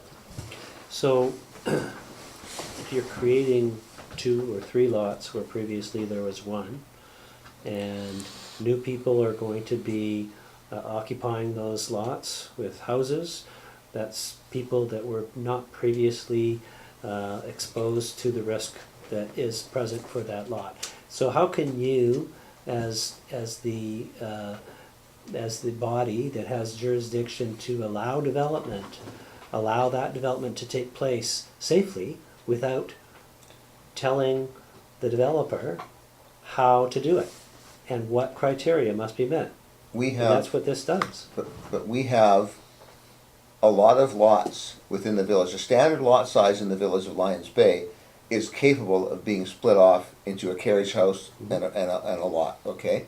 That's what I'm talking about. I'm not talking about the ones that are big enough they can be developed into 2 or 3 lots. But I'm talking just about the single people that want to build a carriage house, what they want to do, or someone just wants to add a little extra accommodation to their property so they can have their family come over and stay. I'm saying we don't want a whole bunch of hoops for them to go through. We need a simpler process for that, as opposed to a developer. Do you think those people should have to build in a way that meets a minimum safety standard? Of course. That's what this is about. If you are building small scale like that, if you're just doing a lot split, putting on a cottage, building on a bare piece of land, anything up to 4-lot subdivision, anything below that, you only have to meet a safety threshold that is similar to what already exists. So you're not having to meet a safety standard that is 10 times, like in North Van, Okay. you would have to meet a standard that's 10 times that level, right? Okay. Yeah. And what I've suggested here in terms of this regime is that you only have to meet that really high safety standard if you're building something that's more than 4-lot subdivision. Okay. Yeah. And so if you're putting in 15 townhouses somewhere, then yeah, you've got to meet this safety standard. It's not lots, it's property, right? If you're just doing a lot split, a couple of lots, or putting on a cottage, then you only have to meet a standard that is similar to what's already in the neighborhood. So we're because not you're painting just doing everybody with the infill. same brush then? No, we're distinguishing between substantial development and small scale development. Well, that's Okay. all in the Yeah. details in the proposition Yeah. here. I'm still at one level higher, which is where my motion came from. I'm trying to understand what do we lose by not having DPAs, and what do we gain by not having DPAs. So, I mean, I understand that that it's a very workable best practice framework. Mhm. Everything in the DPA, as far as I know, can be encapsulated in a policy. Is that not just exactly the same thing? There would be a slightly different covenant required, obviously, because there'd be almost certainly need to be a hold harmless type covenant rather than a compliance type covenant. But do we lose anything? Do we gain anything by not having the DPA? So basically, you would have 32 pages of policy as to what a person has to do. They just wouldn't have a permit. But the approving officer and the building inspector would be requiring them to get a geotechnical and or a geohazard assessment done of their property. And these are the standards to which they would have to meet or comply. It would almost be called a building permit, not a DP. Because we already know all this information. This you can't unknow this, so we know these things now. But the They would guide our qualified requests. professional that comes along to do that assessment needs the guidance, so all of this would be entailed within the policy. Yeah. So Well, I'm only just if- not but sure this what is if we the adopt all of advantage. that. But this is standard practice throughout Lower Mainland. It is, it's, Yes, that's so best practice is to that's use nothing- this as the yeah. methodology for No, doing it. that's So fine. what do we gain? Do we gain anything by not having DPs? Do we gain simplicity, ease of administration? Do we gain anything by not having a DPA? I can't see that you gain anything because at the end of the day, you still need to go through the same steps and the same hurdles that you do under this framework. You still have to get, you're still going to need to get a site-specific assessment done before you can build, and that site-specific assessment is going to have to refer to all these same criteria. But Well, we are don't, we the, okay, hold on. I'm sorry, guys, but are we the only community that's going to issue hazard DPAs before all other DPAs? Is that? I mean, it seems like every other community has DPAs in place. That It's just where we started, though. I know, I understand, Yeah. but it's we are choosing to start there. And that was a conscious decision of council last year. Okay. Yeah, It no, was And I'm new to council, and all I'm saying is it seems odd when you look at all the other DPAs around us and all the Because other that's an open door municipalities. right now. That's something that has to be buttoned up Okay, but- because we don't have. There's a. But it leads It's to all us ad hoc. deciding whether we adopt this DPA now or later. That's what I'm getting at. In the framework of what people do for DPAs, this seems like it's the order of it seems odd to me in the context of what other municipalities have done. so, that's a good point. But in order for us to introduce DPAs, if I'm not mistaken, we've got to go back and look at the OCP. Which we've done. And we've got to go back and go through part of that process again. Or do Right. we have the provision in the OCP to do that already? What would you like to look at Create again? development permit areas and deal with the specific, hazards and the zoning in accordance with what we find out from the geotech reports and what's going on. Or, like, what I'm saying is that if we can avoid that kind of a process and go to something more direct, we wouldn't be put through that whole process where, so what we gain is the fact that we can get it moving, get it in place, be,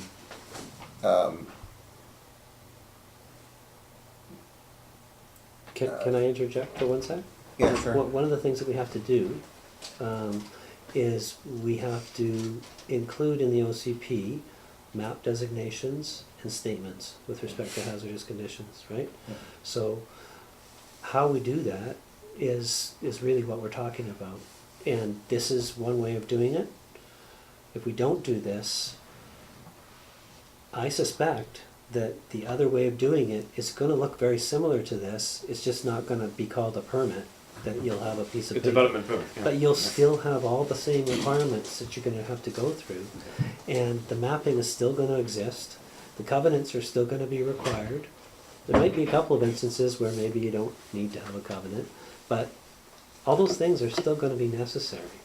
So I'm just a little bit at a loss to determine if there's any advantage to not doing the DPA framework.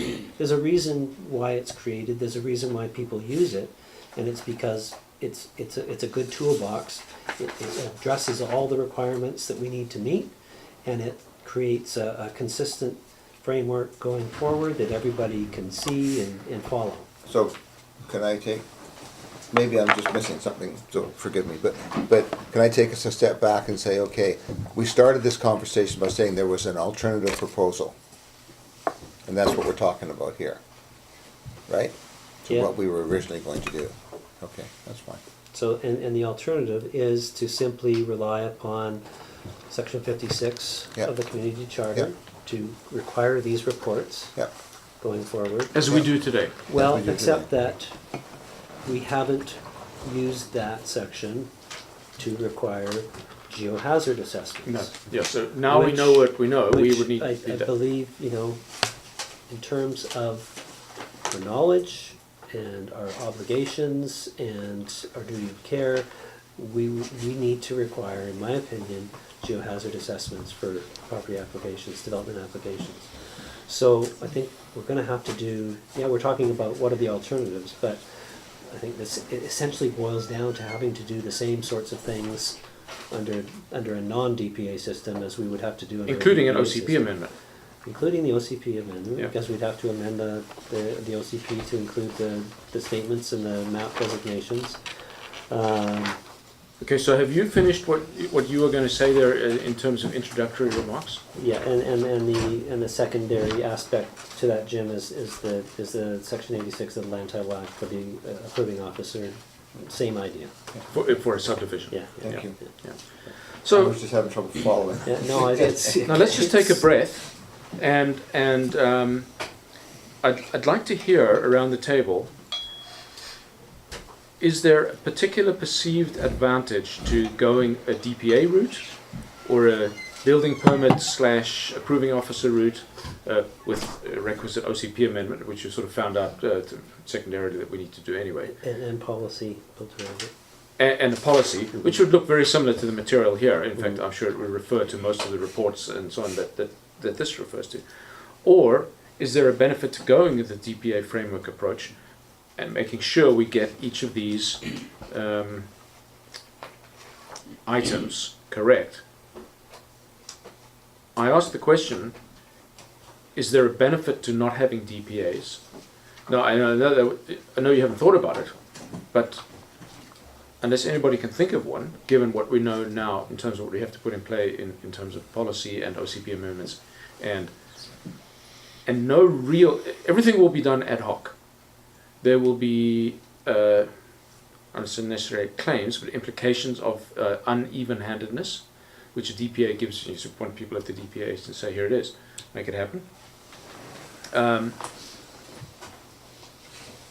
Staff's recommendation has been to go a DPA route. They've spent quite a lot of time. I would have liked to see what's changed, so I want to hear next about that.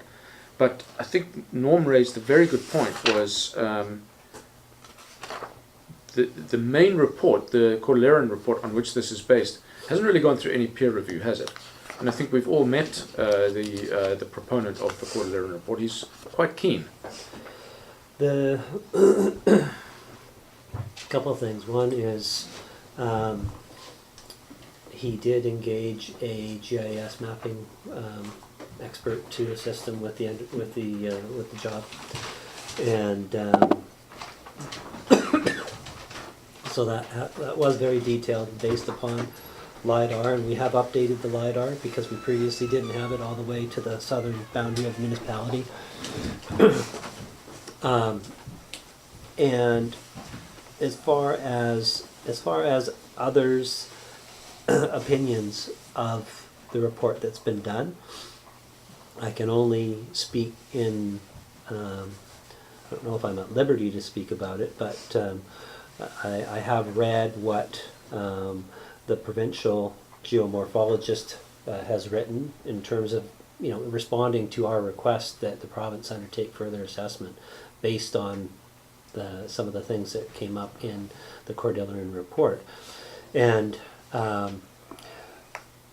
so basically that person more or less concentrated on those areas in terms of what the province ought to do, in his opinion. But he also did speak of the fact that I'm struggling to remember what the words were, but it was along the lines of, it was a very well well-done report, very thorough, words to that effect. So Yeah, I don't think any of us, I think I remember exactly the same, having seen the same thing, but I think I was more interested in the point that Norm raised, and that is, do we need this level of detail? When we see that the Pembertons of the world do the whole thing in a page, or is it just because we did our process later and that's how things look these days? So Pemberton is basically flat with a couple of rock features that come up. There's a long, the Lillooet River comes from way up the valley. That's outside their jurisdiction. By the time anything is going to come down the Lillooet River, it's and they have had flooding, so they've dealt with flooding, and they've got flood construction levels that are premised on that hazard, and that has occurred on a couple of occasions, quite dramatically. They've got new information now dealing with large chunks of rock that are falling off the Mount Currie there, right above the golf course. And the concern isn't necessarily that they're going to land on somebody's house, because that's sort of a remote area, but the Green River comes down there, and so if the rock falls off and plugs up the river, it's going to cause flooding and all kinds of issues. So yeah, I mean, I did mention that I was going to a meeting in Pemberton, and I was there with members of Pemberton staff, Squamish-Lillooet Regional District staff, and their emergency planning coordinator, and as well the person who created and ran the risk management program for the District of North Van for 10 years and is now the director of North Shore Emergency Management, came up and provided us with a presentation on what the District of North Van did and went through, and how they built their program. And you know, it was an eye opener. It was good to have that conversation with lots of questions and lots of concerns. And you know, the biggest thing that was kind of from the rest of us was, well, you know, it's kind of a difference between what the District of North Van has the financial and human resources to do versus the capacity challenges that Lions Bay and Pemberton and the SLRD have. And that was sort of really struck all three of us quite immediately. But yeah, it's you know, things evolve, and both Pemberton and the SLRD are looking at ways that they're going to have to deal with that hazard, and the potential for new development permit area, dealing with how they're going to, you know, they may restrict potentially activities that take place in that area. It's next to the golf course. There's I think adventure tourism companies that operate in the area, so they have to look at how they mitigate the risk, or how they provide or don't allow for development. So they are. But I'm hearing you say they have a considerations. lot fewer considerations than we do. I Despite think the so. size. Yeah, I mean, Okay, so let's just think how we're going to proceed. Otherwise, you know, we can talk around and around this. A, it's interesting, and B, it's important. So we need to get this right. So here's what I suggest. We have in front of us a request for decision.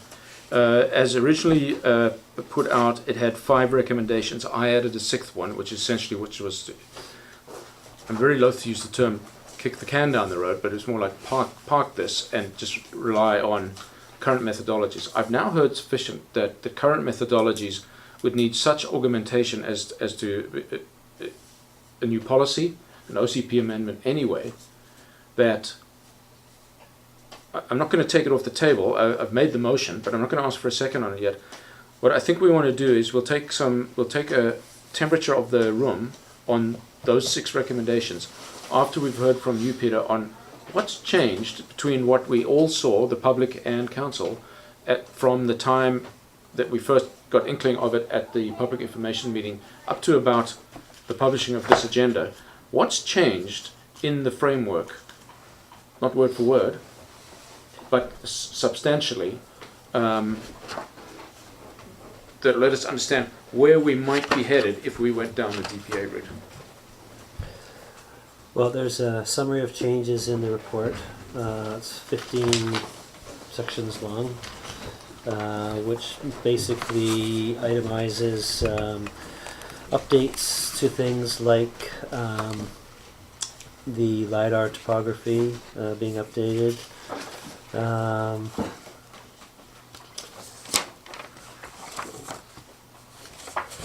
The clarification that where there are multiple hazards and if any guidelines are at cross purposes, that geohazards should take precedence over wildfire hazards. There is we don't have to go through North. We've all seen Yeah. these, so we've. So- I have a few comments even on the changes, but okay. Well, perhaps because we are talking about the changes, can I just run my little small questions on the changes? So in summary 1, you say it's not always possible or feasible to do so. Do what? Address the risk? Or deal with the hill slope risk? Page 119. Page 121. So I think What is the do so? it's an acknowledgement that sometimes it's not possible or feasible to address the risk. Not You do know, the technical analysis. The tech analysis can always be done. Yeah, Yeah, okay, no, that's- I just- I want- it's the more substantive mitigation that may or may not be possible. Fine, okay, and then now that quote there, in lieu of hard data, blah, blah, blah, whose words are those? That is, I think, a quote from the Cordilleran report. Okay, fine, I thought so. 1 or 2 more. 4, the Save Harmless covenants. Do I read this to say that now we are going to require them across the board, or more? The clarification was that they ought to apply to all the DPA 1, 2, 3.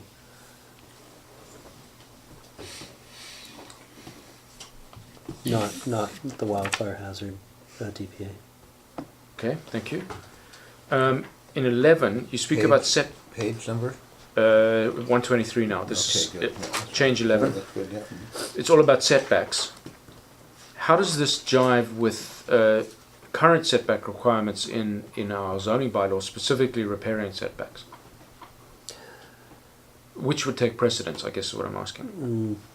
No, what would take precedence is that the qualified professional would determine what's a safe setback for the structure that's being proposed, and would say, if you build here, that's suitable. You know, you can't be any closer than this, otherwise it's not safe. So you need to be over here, at least X distance away. If that is inconsistent with our zoning setback, then the zoning setback would be varied based upon the recommendation from, Okay, and the from riparian QP. setbacks- But just to clarify, it's Yeah, not sorry. the QP who varies, it's the QP who recommends. Yeah, yeah, what it's the needs Board to of be Variance. done. It's the municipality that makes the variance through the DP. Now, most riparian setbacks are not actually municipal. They're Ministry of the Environment. It's provincial legislation, but for, I think, since it came in, and I think there was a flurry of litigation when it first came in, but as for a long time, as far as I know,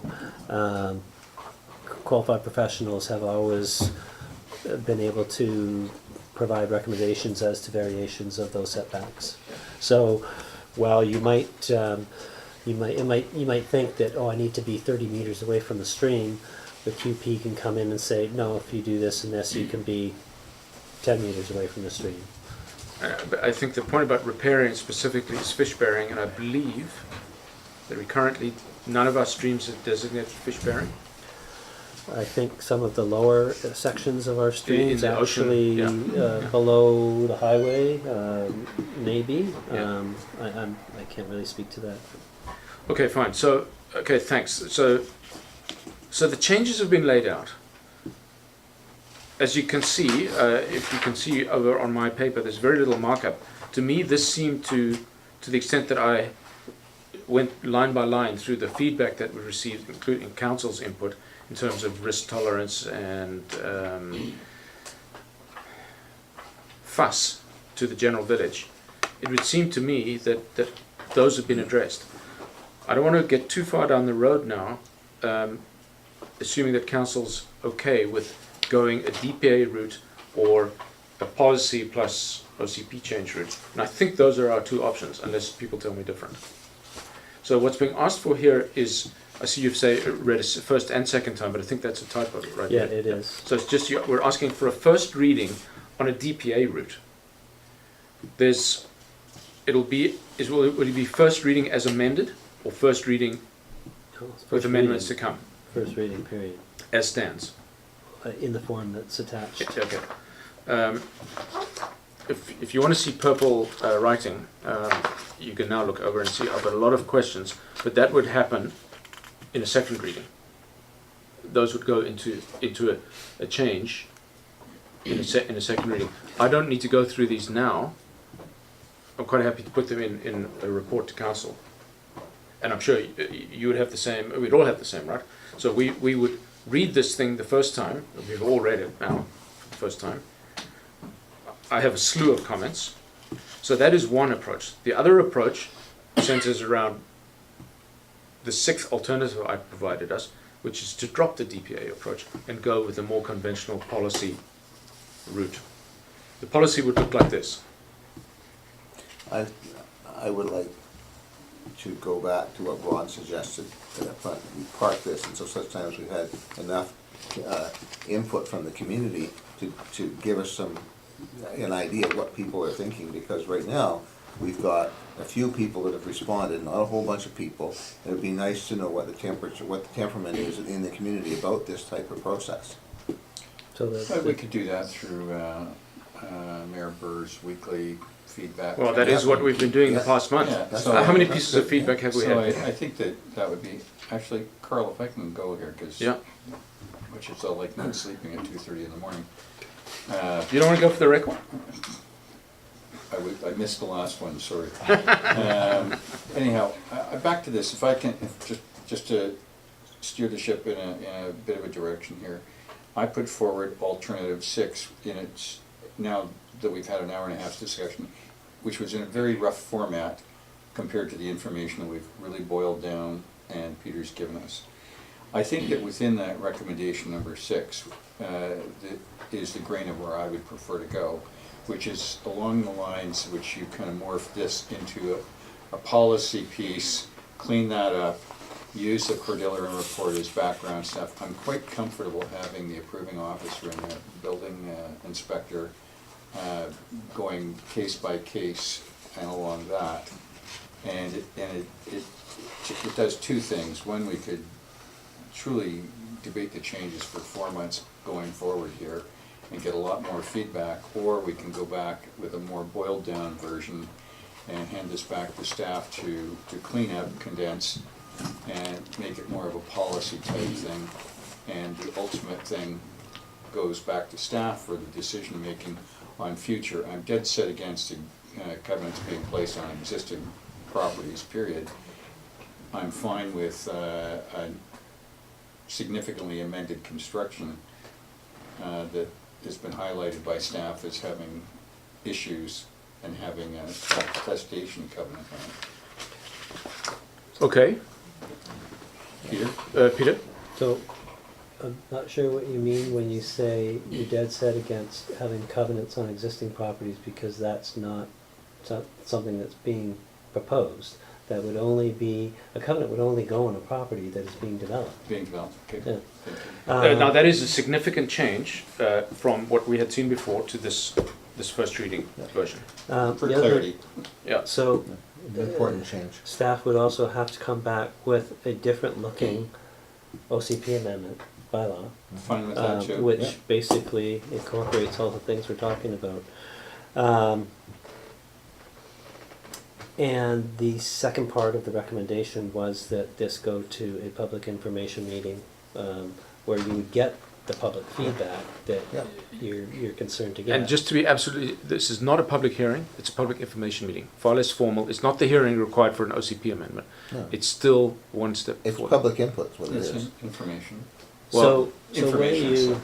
whether you the suggestion or the recommendation here was that you give it first reading and take it to a public information meeting so that people have They have what's being presented, what's on the table.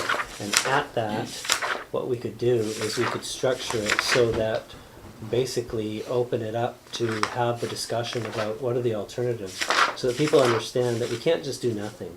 We can't just, status quo doesn't quite work. We have to meet our obligations. So But that's an important point. And- So and- that's fair enough, is fair enough, but I mean, let's not do, however many pages Councillor Norms advises this is, let's arbitrarily pick it down to three in simple language with supporting documents, and ultimately it's the building inspector and the approving officer.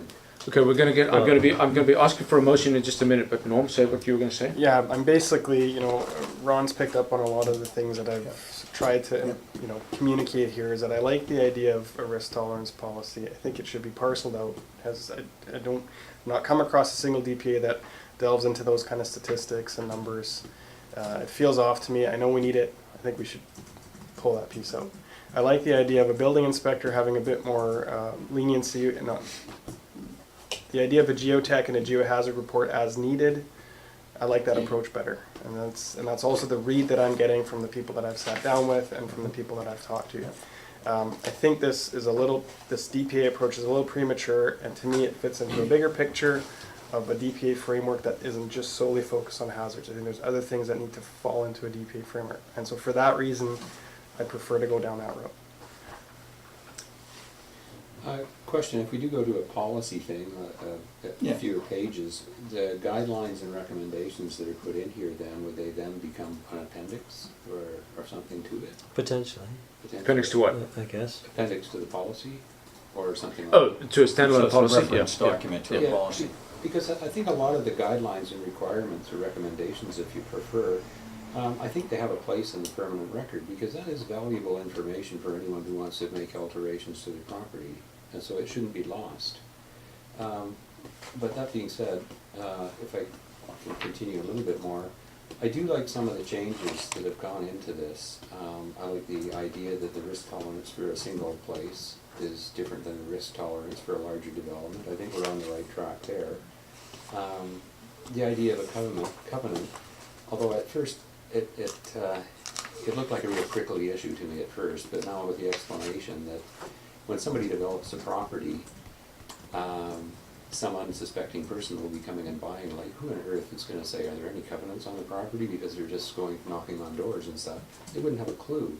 But if there's a covenant on it, they would be advised of the risks that they're buying into. And I don't really think it's going to affect the person's saleability of their property. So I'm a little more comfortable with it now than I was before.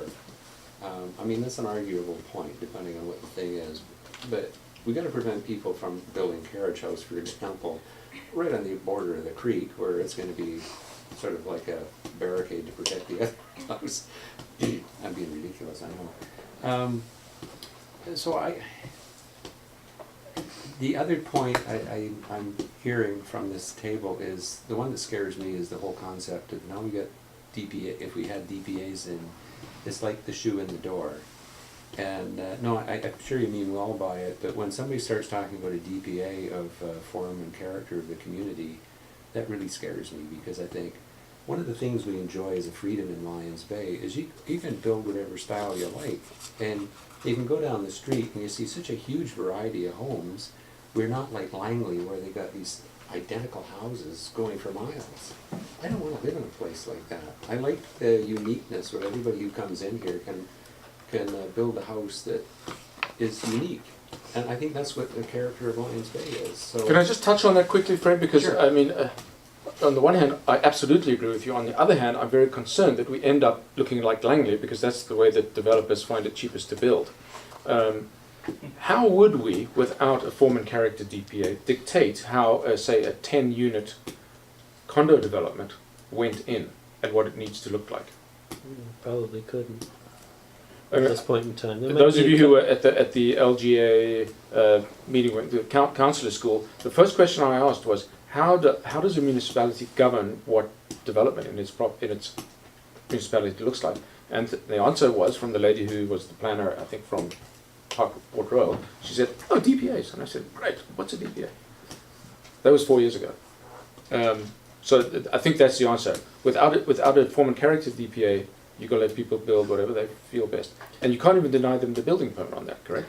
So, not if you have the criteria set out and they meet the criteria, but in terms of determining what that looks like and all the work that goes into creating a DPA for form and character, you know, we don't even have a planner on staff. We're talking about, you know, getting one soon, part-time, but this, you know, other municipalities that have all these things, all these different DPAs for all these different things, they have big staffs and they have the capacity to do these things.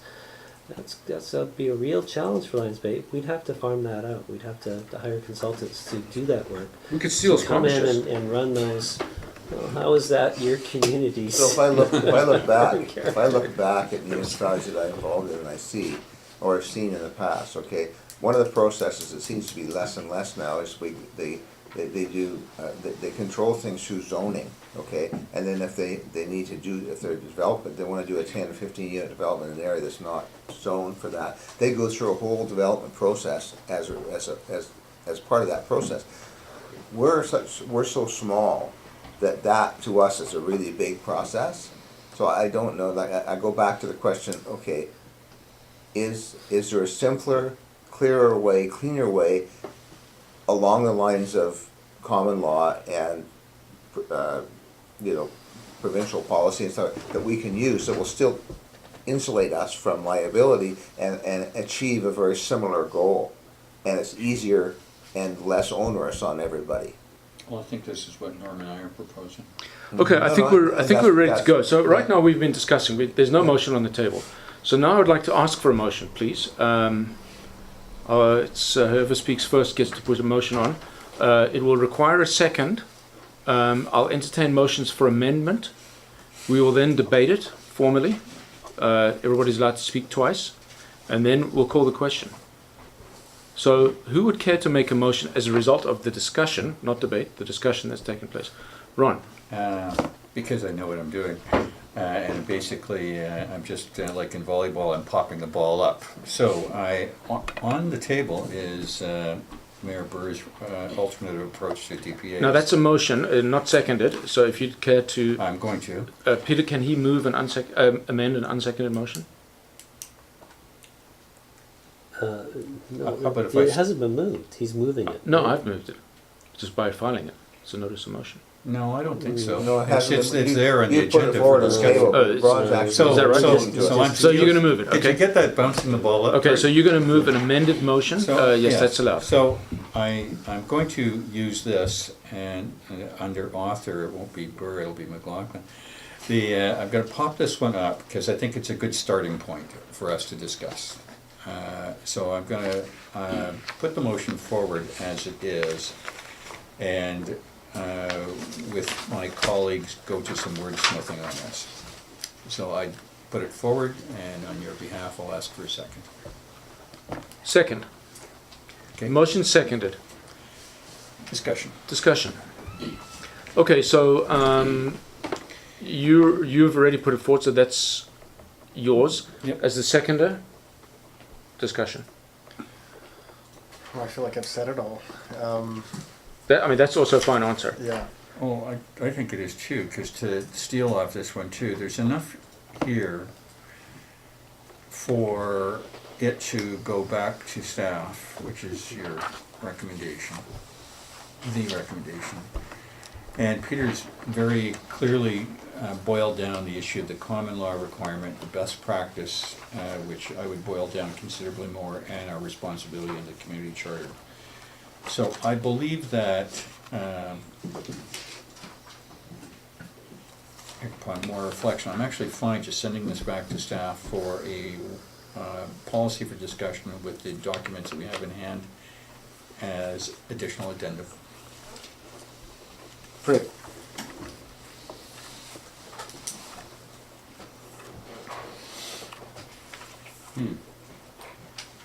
How's your shoulders? Putting that one up.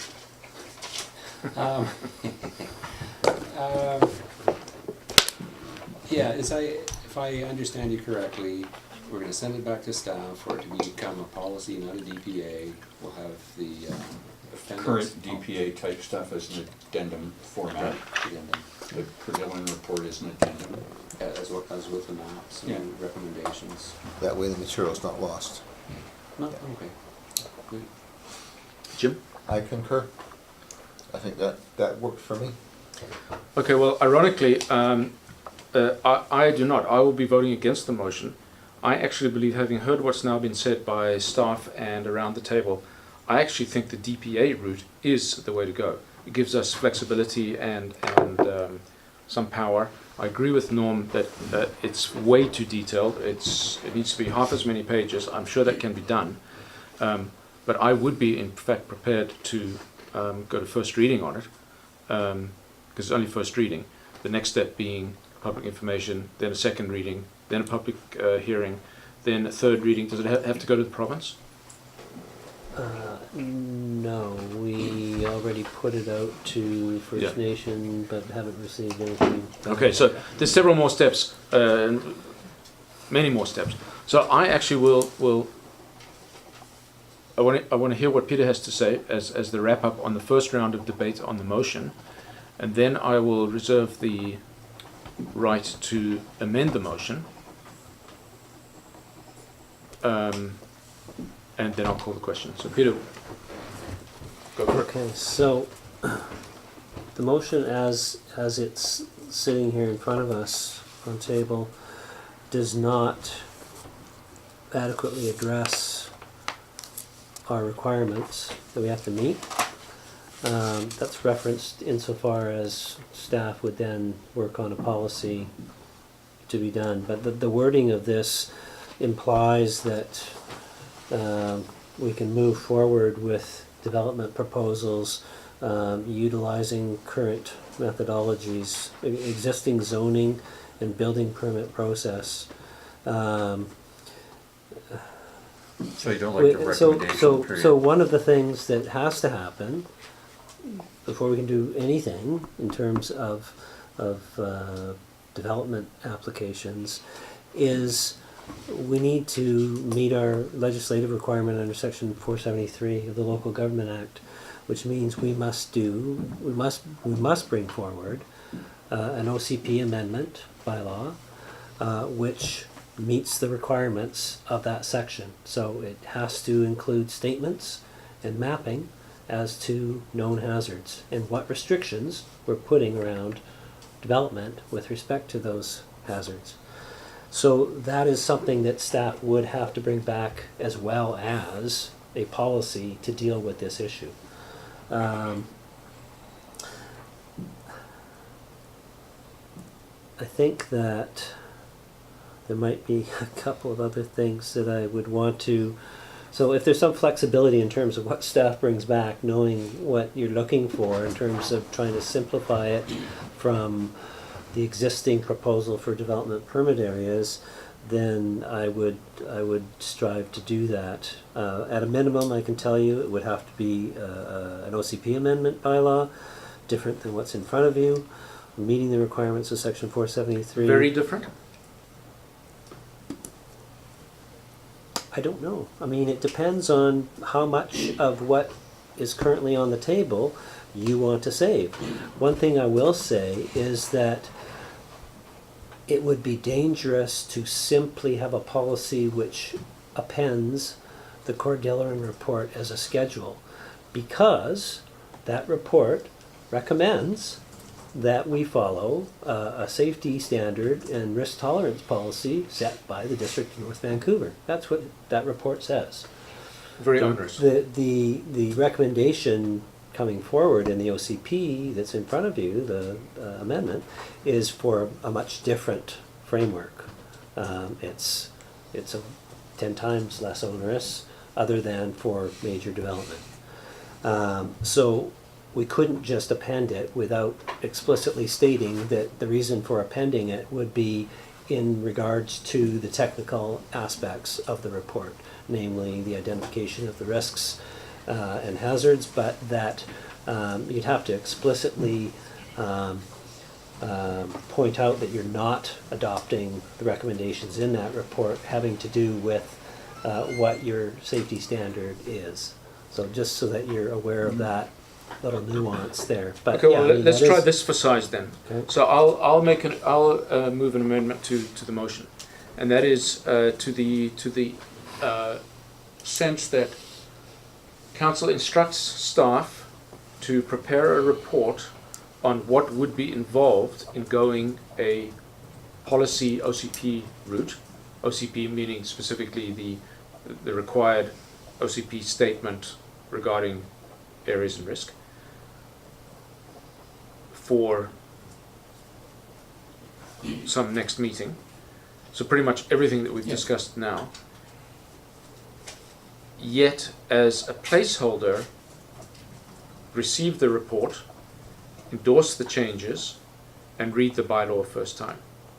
Setting a public, and it's not a public hearing date, but a public information date for March 8th. So essentially that's a have your cake and eat it too type of approach. I don't want there to be any sense that we're March the 8th? No, sorry, that's whole line I didn't catch in terms of amending, so that would be April 19th. April as 19th. per the, public information meeting for April 19th. Yeah. yeah. Okay. So, So let me be very clear. I don't want to say that we're going to go ahead with this anyway. As I said, I am actually in favor of the DPA approach, but I really want to hear, and I think it would be premature to throw that baby out with the bathwater before we know what's actually entailed, because I know you've done some work on this, Peter, on a policy direction, but I'd like to hear quite a lot more. Essentially, what I want to know is what's the answer to the question, what do we gain, if anything, by dropping the DPA approach? So I am actually seeking to have your cake and eat it too. So that's my amended motion. So what your cake and eating it too is you're basically going for the, kind of all over here. I mean, yes to, you've amended the motion that I put forward, Yeah. thank you. So requiring all of that as a report. And required that as a report, but then gone to the, you've taken a piece of. Receive this agenda, report, the one that's in front of us. Receive the report, which Yep. I'm fine with, and ultimately to set the public hearing date. And do a first reading. And the first reading for reason of why? Because then we can each submit our suggestions, requirements, amendments, of which I have a lot, all in purple, in time for the public hearing, the public meeting, and a second reading, if any. Is that a yes? Okay, so yeah, So I haven't got, this is a motion, it hasn't been seconded yet, so it needs. we're still Well, talking there's about. four parts to it. sorry, can I? Hey, I don't think you're allowed to input on a non-seconded motion, but I'm putting we'll do on it my anyway. corporate officer hat Ah, right yes, now. yeah. I'm concerned that your amendment is basically not really an amendment of the motion, but rather is so different than the motion that it constitutes a new motion, which you can't do. Okay, so what do we have to do in a corporate sense now? Do we have to call the question on the first motion? You would have to call the question on the first motion if, as chair, you agree with the advice that I've just given you. I could see that it is so significant. It's not an amendment. It's certainly not a friendly amendment because it changes the whole import. So just so that you know, second motion that 4 people have spoken in favour of or in support of, and that is dropping the DPA approach altogether permanently. Today. Today. It doesn't mean we Yeah. can't revisit in the future. That's right. That's today. This And is the reason I same feel effect as table. strongly about this because I don't feel like I've had enough time to do the due diligence and ask enough questions about it. And we're not seeing the staff side either, for the No. alternate. That's right. So we're dropping the DPAs at this meeting. And it's such a weighty thing that I'm quite flexible, but I wanted to have the right answer here when it's hands up, hands down. And I think it's Peter's counseling, you can't do that, so it's the motion that I put forward is when I have Okay, to so stand. so I withdraw it wasn't even The seconded. back-end part, yeah. So, Peter, we can receive this report separately, and we can table its recommendations, or refer them back, or Yeah. table them. Yeah, you could do exactly that. Okay, Table. are we on ready for the December. question on the motion? Just as a reminder, the motion is, Ron? This one. That one Uh, amended as. As Peter amended, wrote. necessary for staff purposes. Are we ready for the question on that one? So all in This is- favour? This has nothing to do with setting the date, as we There's no previously date. discussed. No, Okay. all There's no of, date. all of the former part. As candidates it is sits tabled. on this page right now. Yeah. Yeah. Okay. Fred, you look like you're not certain as to the motion. I think it bears restating. Well, Okay. no, more than that, I think we're going in an unclear direction on this thing, I think. When Ron first mentioned it seemed like I understood that we're going in this particular direction, but it just doesn't sound like that actually is where we want to go. And with Peter's input there, I'm just left with a feeling we've got the wrong motion here somehow. It needs to be flushed out a little bit differently. Should we just reread the motion as it's typed on the page and see if we still agree with it? Well, good point, but for clarity, I mean, the DPAs, we've just carved it off. We've asked staff to come up with the amended policy along the line of the. So I'll read the motion. The council direct municipal staff to not implement development permit areas in Lions Bay at all, and instead continue using the existing zoning and building permit process for maybe for the maybe 12 to 24 subdivision development applications we might expect for the foreseeable, although utilizing the geology, wildfire, and other reports considered while contemplating DPAs to guide issuing building permits, with additional amendments as needed for OCP amendment that's going to be that this process fleshed out that we have to do. Other legislative stuff. Yeah.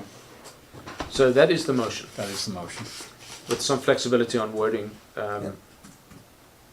as friendly Do you amendment. want to omit the reference to the number of potential applications? Yes, I think that's fair. yes. It's his motion, don't look at me. Yes, thank you. So we'll just take that as a friendly amendment, so I don't Yeah. need a second on that one. So is everybody clear what the question is? Yeah. Now, Fred, what you may want to consider is a motion after this one to receive the report and table all further recommendations to a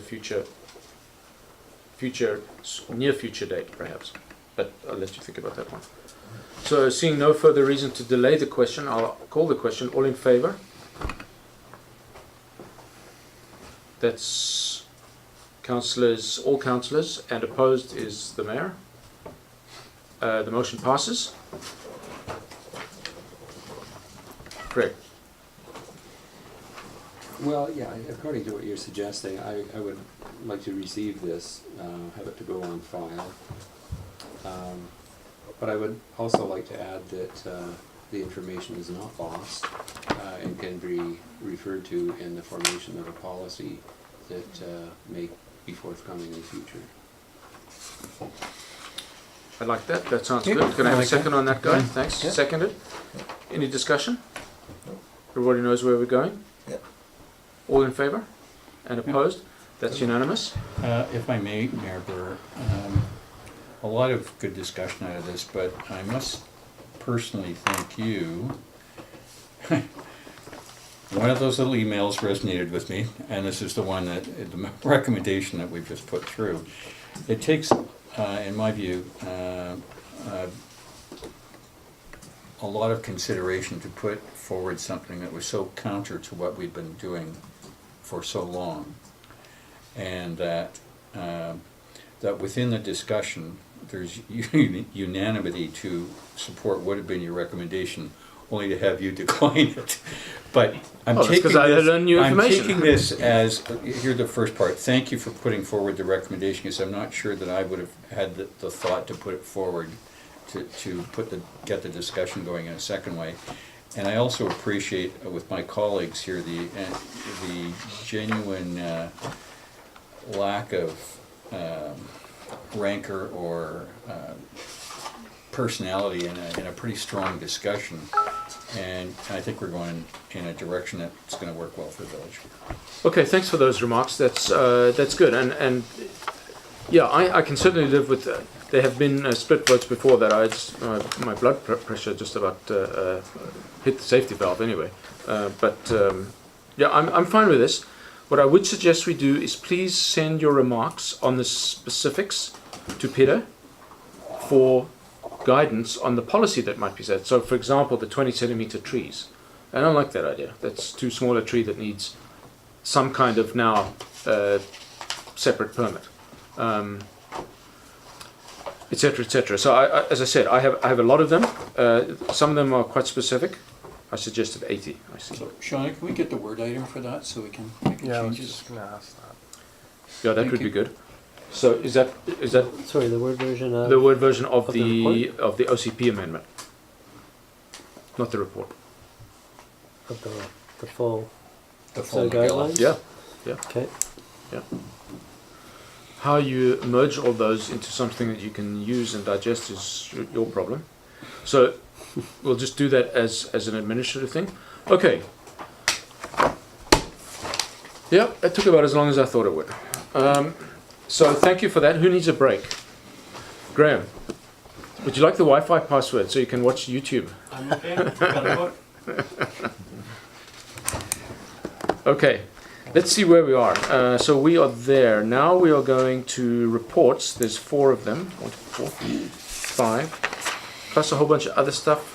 Some bylaws. That's the soil and soil one now. Correspondence.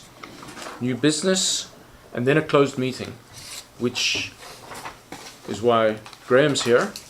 That's gonna take another 45 minutes minimum. That's our public question comments. Yeah, well that's going to be 10 minutes max, so, yeah. Because it's going to take a while, what I'm going to do is I'm going to use my prerogative and ask if the public has any comments that they'd like to put out now, rather than stick around for the more housekeeping type items. So let's entertain those now. John first. Very interesting discussion. And there were lots of ideas and give and take, so I understand nothing's ever real simple. The thing that I'm concerned with is the information as supplied to the public so they can have some appreciation for what's going on, what's being proposed, how it might impact on them. And sending out all that information, the report that was many pages long, which short of having an engineering degree was probably difficult to understand anyways. So I sort of boiled this down from my perspective for the public information meeting. Because I think it's important to this community that that meeting be attended by more than the 60 or so that attended the first meeting.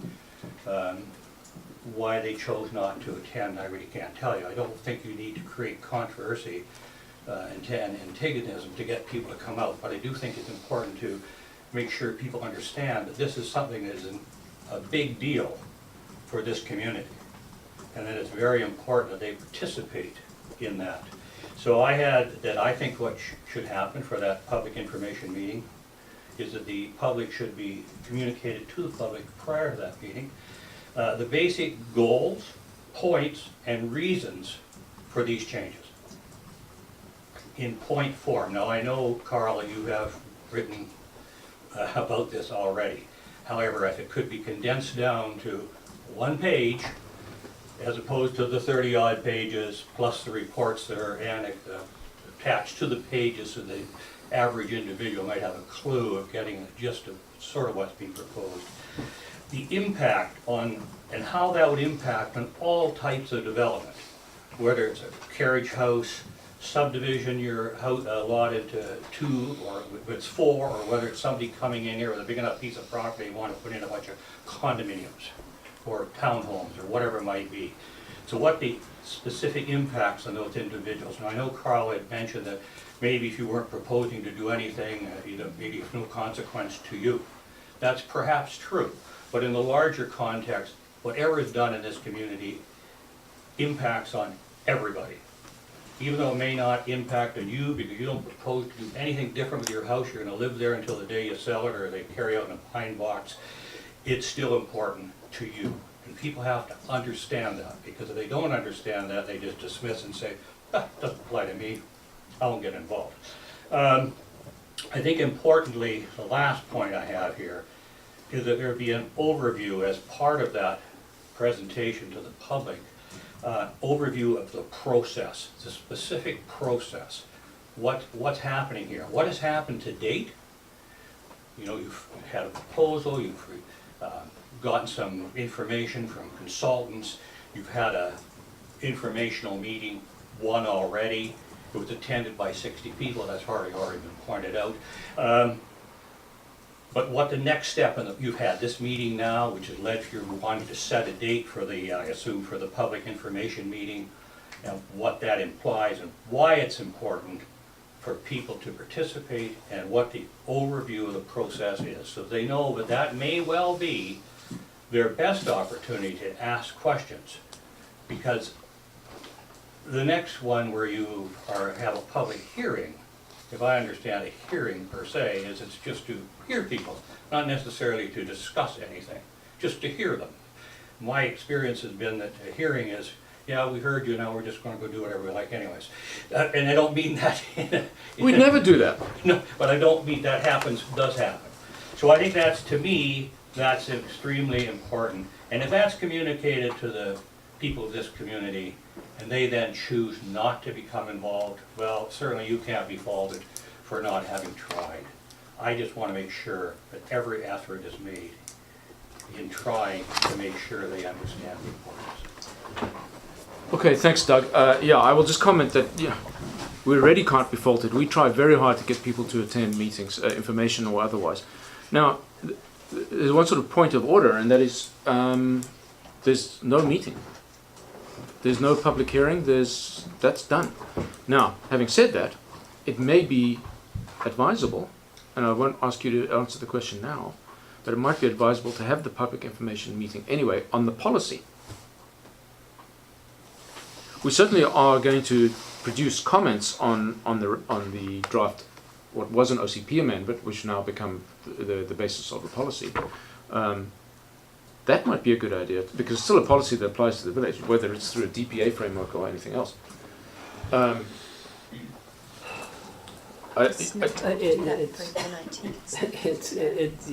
just cognizant of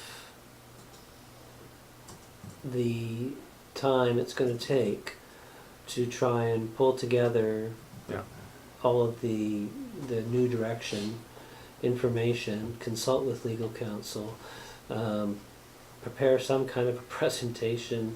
Before. It's not going to happen by April something. It would be very, very difficult to do by the April 19th. In my view, given the events that Council's aware of, I really don't expect to see this again for a month and a half or two. Well, yes, but I will also remind you that there's people been waiting 2 years to subdivide their land and or build something and or whatever. So time is of the essence. That's why there was a somewhat accelerated schedule for the previous approach. But just because of resource availability, we're not talking about a meeting anytime soon. The best I could hope to achieve would be to try and bring this back for the April 24th meeting, so that you've got something to chew on. Well, maybe chew on, but no meeting, no public information meeting. No, it would have to be when I get back from holiday. So.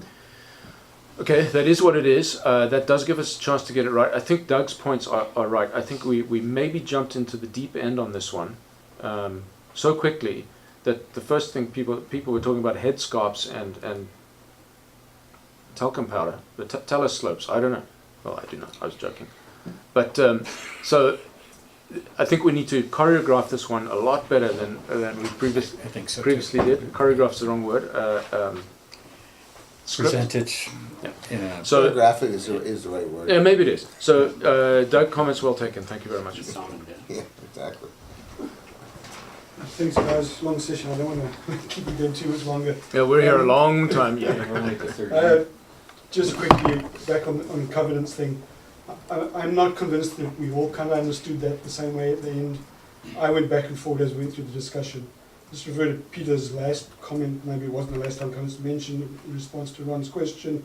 Peter says there will only be covenants on developments. Those are the words that were used. We spoke a lot about covenanting a geotech report and an engineer's solution to a problem, which I think everyone seemed to understand should be covenanted. But is the broader DPA hazard assessment covenanted on a property. So I go extend my house, yes, I've got to get a report, yes, I've got to do foundation, yes, I've got to do piles, whatever I'm doing, and that needs to be registered on title. Does that then take the entire hazard assessment and put that on title on my property, and I'm the only one in the area? I think that's the point that I went round and around, and were we on the same page or weren't we? I'm not sure we all understood that clearly. I'm not saying we have to debate it now any further unless there's a simple answer. So the simple answer would be the intent is that the report is appended to the development permit, which sits on title, and the covenant would be attached to that. There's no development permit. Well, if there was a development permit. I thought you were asking if there was a development permit. So if there's no development permit, if there's simply Existing residents that just had simply a report that's been required under the existing legislation, and there's conditions that have to be fulfilled in order for the process to take place, then as per the requirements of the legislation, that covenant would be on title. Not 100% sure whether or not the actual report gets put on title or not. I'd have to look into I that. think that was the key to that concern was, so I did put on a new deck, extend my kitchen, make a sunroom. I've now got this whole onerous report that is over my whole property, even though I took care of that particular structure solidly within the report, whatever. It's now a flag that says, oh, by the way, this one's in slides or slopes or whatever. Had nothing to do with the sunroom, I just added. I think that's the part that I don't know we all kind of do. Well, it's no longer a DP, so there's no sort of covenant on title required for that. The knowledge exists. I think what I suggest is this forms part of the policy. So it's the definition of what is a development. It gets back to what is a development. And I know we shortened that down, narrowed it down, but it's still around when is the renovation a development progress. That's the part I don't think we've quite completely nailed. Well, correct me if I'm wrong, but I think it is defined as a footprint change. So in my example, if you added a sunroom on, then the entire hazard assessment then it's a development. So that, or you change your deck, so okay. then it's a development. Yeah, your point's well made, and I don't think we're going to get the answer right now. Yeah, that's what I thought, but I just didn't think we were all on the same page on that one yet. Neville's got a specific, this one's excellent, because I'm sure that as I tried to rattle through an hour ago when I said so, it's just an attestation that you've complied. Okay, well the policy's going to have to nail it down in black and white so we know exactly where we stand. Okay, let's have a quick recess. Motion for a recess and a second. All in favour? Opposed? Carried. I'm against the recess. You guys need to go and get done. Okay. I was there. Okay, we're going to resume the meeting. The time is 9:31. I didn't note the time that we closed, but it was about 9. Really? Seems a lot longer. Okay, so where are we? And we took our charter, we took another RDH. Okay, we have finished the what used to be 10A, which we moved above 8. Next on the agenda is 8, but I will ask for a motion to re-amend the order of the agenda and go to item number 14 next. That's the closed council meeting. Can I have that motion to amend the agenda? Thank you. In a second. Any discussion? All in favour? Opposed? That carries. So now I will ask for a motion to close the council meeting under 91A, B, F, I, J, and K, and 92B. Can I have that motion? And a second. And any discussion? All in favour? Opposed? Carried. So the meeting is closed. Okay, we are returning from closed meeting at 10:27. The meeting having been duly extended once in closed, twice, I can't remember. We're good with it. And we're now returning to our regularly scheduled program, and that is 9A. 8A. Formerly 8A, now 9A. Yeah, I guess now 9A. Well, yeah. and that is the Lions Bay Parking Passes report. This is something I've been really looking forward to on page 13. So I'll just kick it off by saying it's fine as far as it goes, but doesn't meet the requirements of the original recommendations that Council endorsed many, many moons ago. I was fine with everything in here more or less except for the blasted decal itself. I undertook this morning, to ask for some quotes from vendors, and here is a quote. You saw it.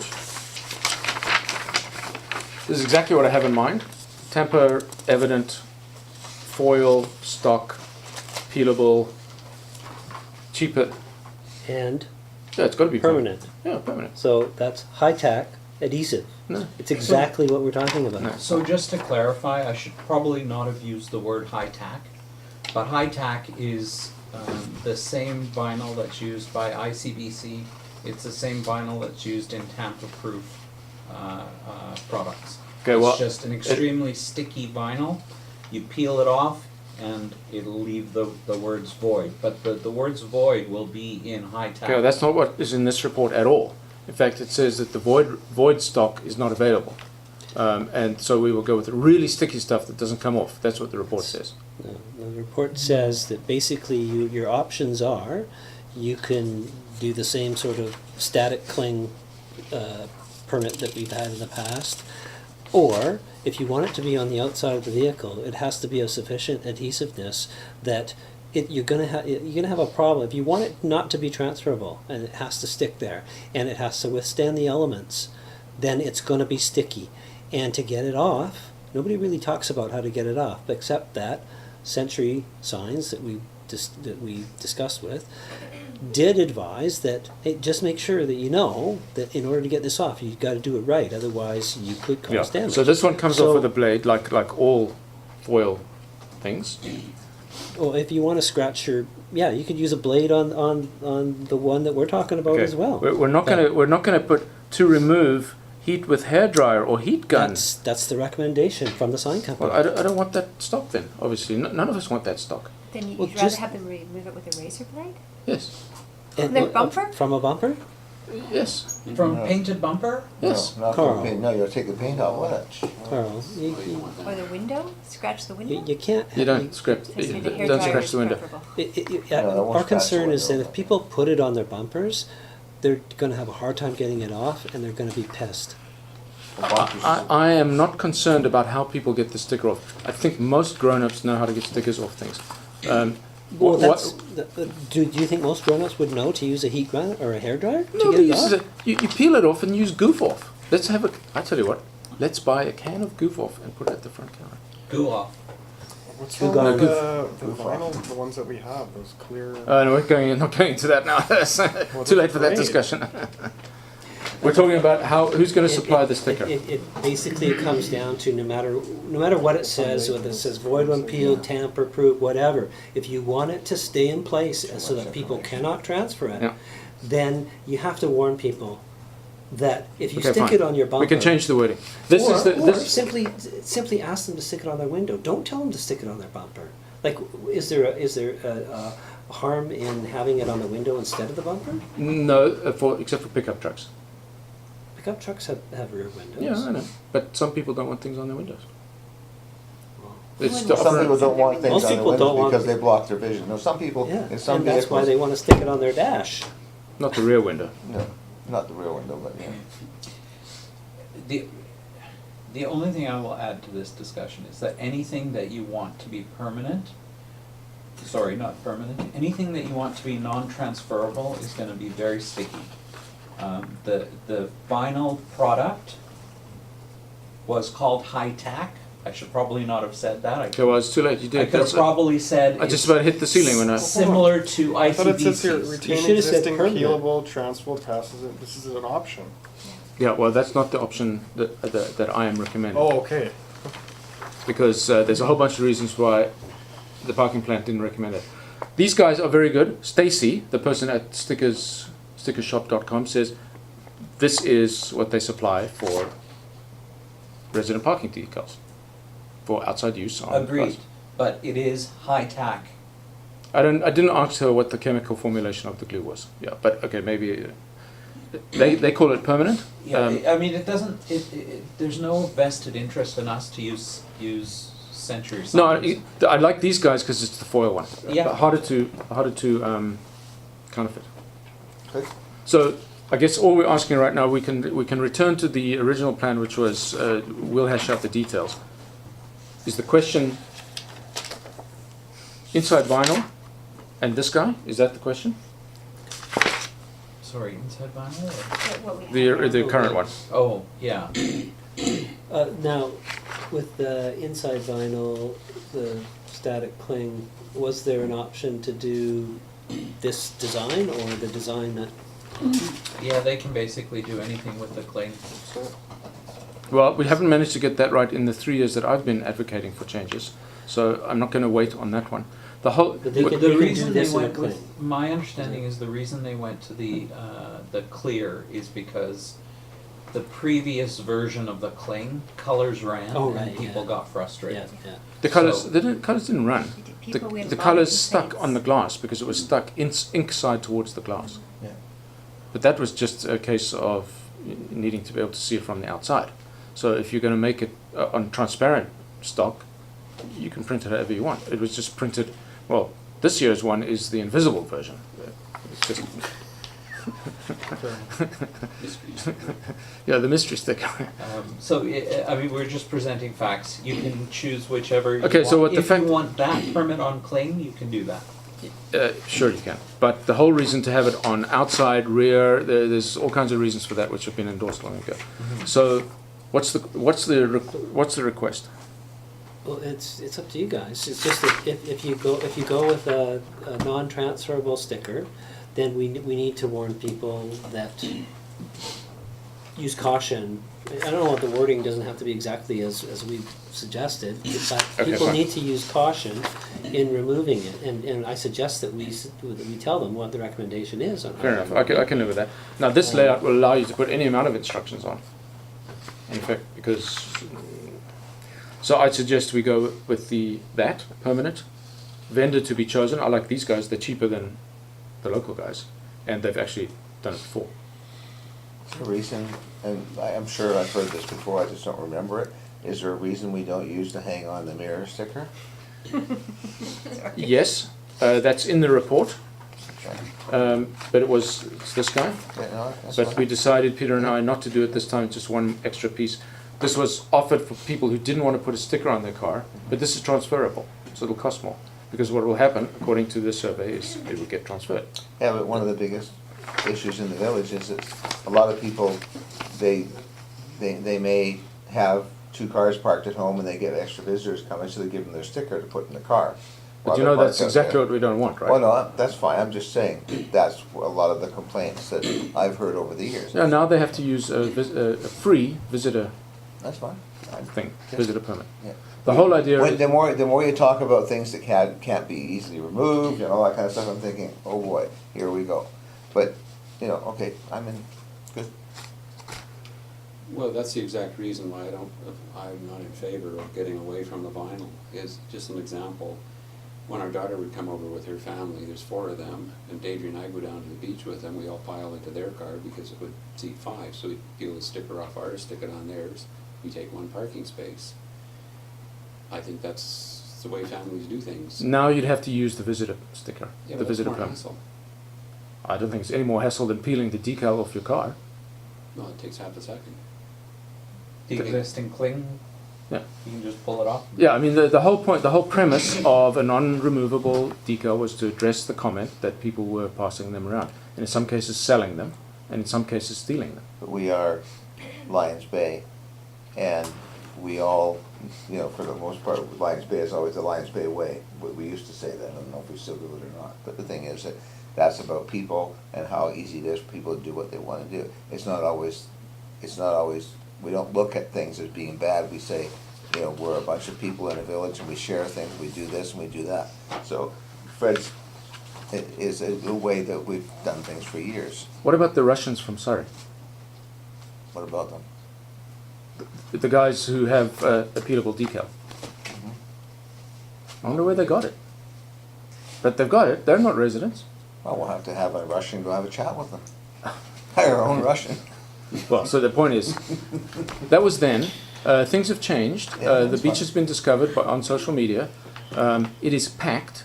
I don't know if you've seen, every available space is taken. Southview, Park and Ride, the Municipal Hall. New thing. I don't really didn't intend this to be a debate about the parking plan. The parking plan is now 2.5 years old. It was put in play to accomplish new challenges. Okay. The question now is, Okay, I mean, could you not have serial numbers on these decals and? these guys can do serial Hours? numbers, but we didn't know what we'd do with them. We'll just tie them to, I guess, okay, all right. That looks like a- Impossible. I mean, you know, if the guy's going to go around and check that the serial number Yeah, applies fair to the enough. car. Yeah, we thought about that. What do you Some people think do about that. this, Norm? I don't You're the new like, guy, so you're perma- not I as don't like invested. permanent stickers, I You're really not think as it's. invested as we Like are. most What do of the you village, think? unfortunately. Pardon me? Like, I think a lot of the village, that's what staff's They concern want is. We permanent- have people complaining about putting the transferable ones on the. Okay, well, Yeah, this is. I guess I just, as a vehicle owner, I'm not gonna put a Yeah. sticker on my But it's car. not to debate it, it's just to then go to the next day, do we issue a ticket then if people will Is that not what put that them is? on there? Yes. Yeah. On her? Okay, I but just, know. we need that to be communicated then in the. Or they can use up bigger their than my visitor car. stickers if they want. I mean, that's why we had the staff concerns that. Yeah, no, would be inundated. Apparently other people managed to do it. Here are 6. That took me about 30 seconds to find. There's some people, quite the opposite, who like their decals so much that they don't even place over it every year. It's because they That's can't get them off. No, then they just stick on top. Actually, the back window of my pickup truck's got, what, about 8 or 10 years of stickers on them. We used to see the pickup novelty. trucks in the US where they had the stickers all across, Yeah, sure. on the back window and all the way around. So, I mean, when I put my new annual sticker on my license plate, I just stick it over the top one. I didn't take the other one off. No need. We're not supposed to, but after 4 or 5 years, you gotta do It gets that. pretty thick, yeah. So just to be clear, yeah, I guess you still need to vote on this, but the choices are the cling or the non-transferable sticker. If we have the non-transferable sticker, then we also want to have clarification that if someone doesn't have it on their vehicle, then they're gonna get a ticket. Yeah, clearly. In a permanent spot. Well, if they have it on their dash, No? okay. So you can't have the sticker, place it on your dash unstuck. I don't know if you noticed, I put it in the village update about 2 or 3 weeks ago, deliberately making it fairly harsh. Not a peep. I did, One or it two was people- very harsh, It was- I was very mild. You couldn't, a person Yeah. wouldn't know what you were talking about. Yeah. It wasn't, Well, it I wasn't got 2 clear. comments. 2 people said Very they liked the clear, idea. you must put it on, you get a ticket if it's not on your bumper. Okay, thanks. And that it's hard to remove. Okay, so I You only need think, it for 4 months of the year, so you might get more pushback on that too. Under the Uh, plan, right, except for Calvin Grove, you only need it, or sorry. And Brunswick Beach, yeah. You just need it for 4 months of the year. yeah. Staff were just concerned with, they were respecting the plan, but just the inundated, I mean, you wouldn't believe the complaints we get just about even the non-transferable one. And in the past, we haven't issued tickets if it has been on the dash, so that's a real change. Yes, it's a change. So just to It's communicate new. it, and It's a staff change will be because first the line of current- defense for this. It's So a ch- you would prefer to see these non-transferable permanent stickers? We don't have I think, a yeah, preference, really. it's It's more just that understanding we're the implications. anticipating, So what's Potential staff's blowback So and- staff's recommendation is? to Council's take your already- pick. To communicate it. It's, I think this is what the parking plan Okay. calls for. Yeah, that's fine. Which was more or less endorsed by council. However, I just want council to be clear about proceeding with the non-transferable sticker and the direction to staff. So, because I'm gonna have to instruct the bylaw enforcement officer to give a person a ticket if this is not stuck to their window or their bumper.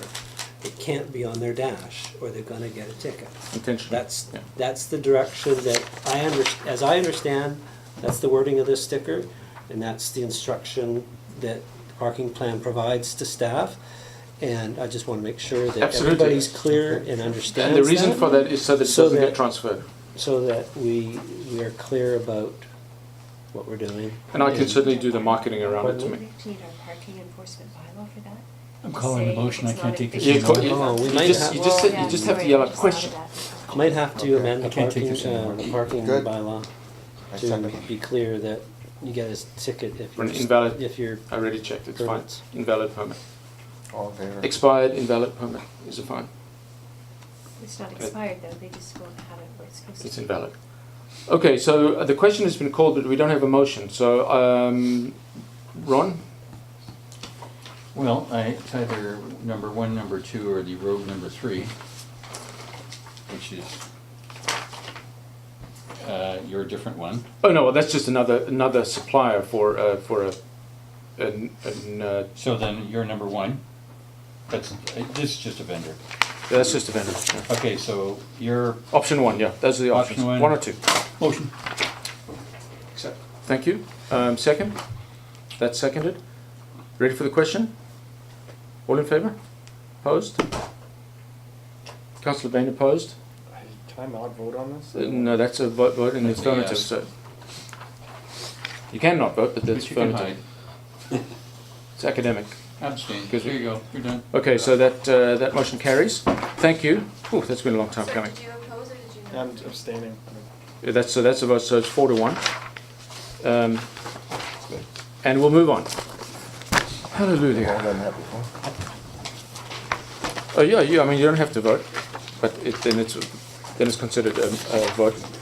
you don't get noted in the minutes as being opposed. Right. It just says carried, and opposed will say Councillor Bain.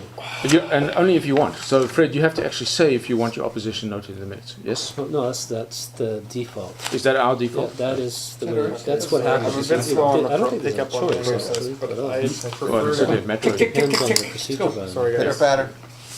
Okay, so let's move on. That's right. Sorry, I'm That's not, the- I'm on sorry. this. You know, the process is a little, I'd prefer to then be, not vote for this, so I'm Opposed? opposed to this. Okay, Yeah. so even though I've declared the result's unchanged, so Councillor B opposed.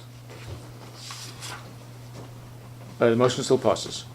Okay, so we're now moving on to Council Remuneration Report 17. This is a simple information report. I'll take a motion to receive. And a second. Thanks. Any discussion? Pam, I think you were going to interject some information on Yes. the gross up. Just, the only section I'll say on this, because this will be the first time you're seeing this, is a bylaw that was passed in 2015 that council salaries would go up every year just by inflation. So it usually takes me a couple of months to get the rates, so the inflation went up 2.12%. So this salary increase, you'll see it on your next pay, and it'll be retroactive to January 1st. So it's really just for information, because the bylaw's already been passed, but it's just really letting everyone know. And did you want to? Yeah, so I just, as you've probably heard, it's been in the press, the federal government, previously a third of councillor and mayor's salaries were tax exempt, and that's being eliminated in 2019. So it's hard to estimate the impact it's going to have here, because the actual councillor's salary is below the minimum tax threshold, so technically it doesn't attract any tax. But that's misleading, because that's only if it's your sole source of income. I mean, for people who work or have other sources of income, essentially, when they do their tax return, it will attract tax, but people are at different tax rates. So it's different if this were your sole job, and I could exactly calculate what everyone's tax rate was. So there will be an implication to it. You'll have more, technically you would have more tax taken off in 2019, so you would be taking home less pay.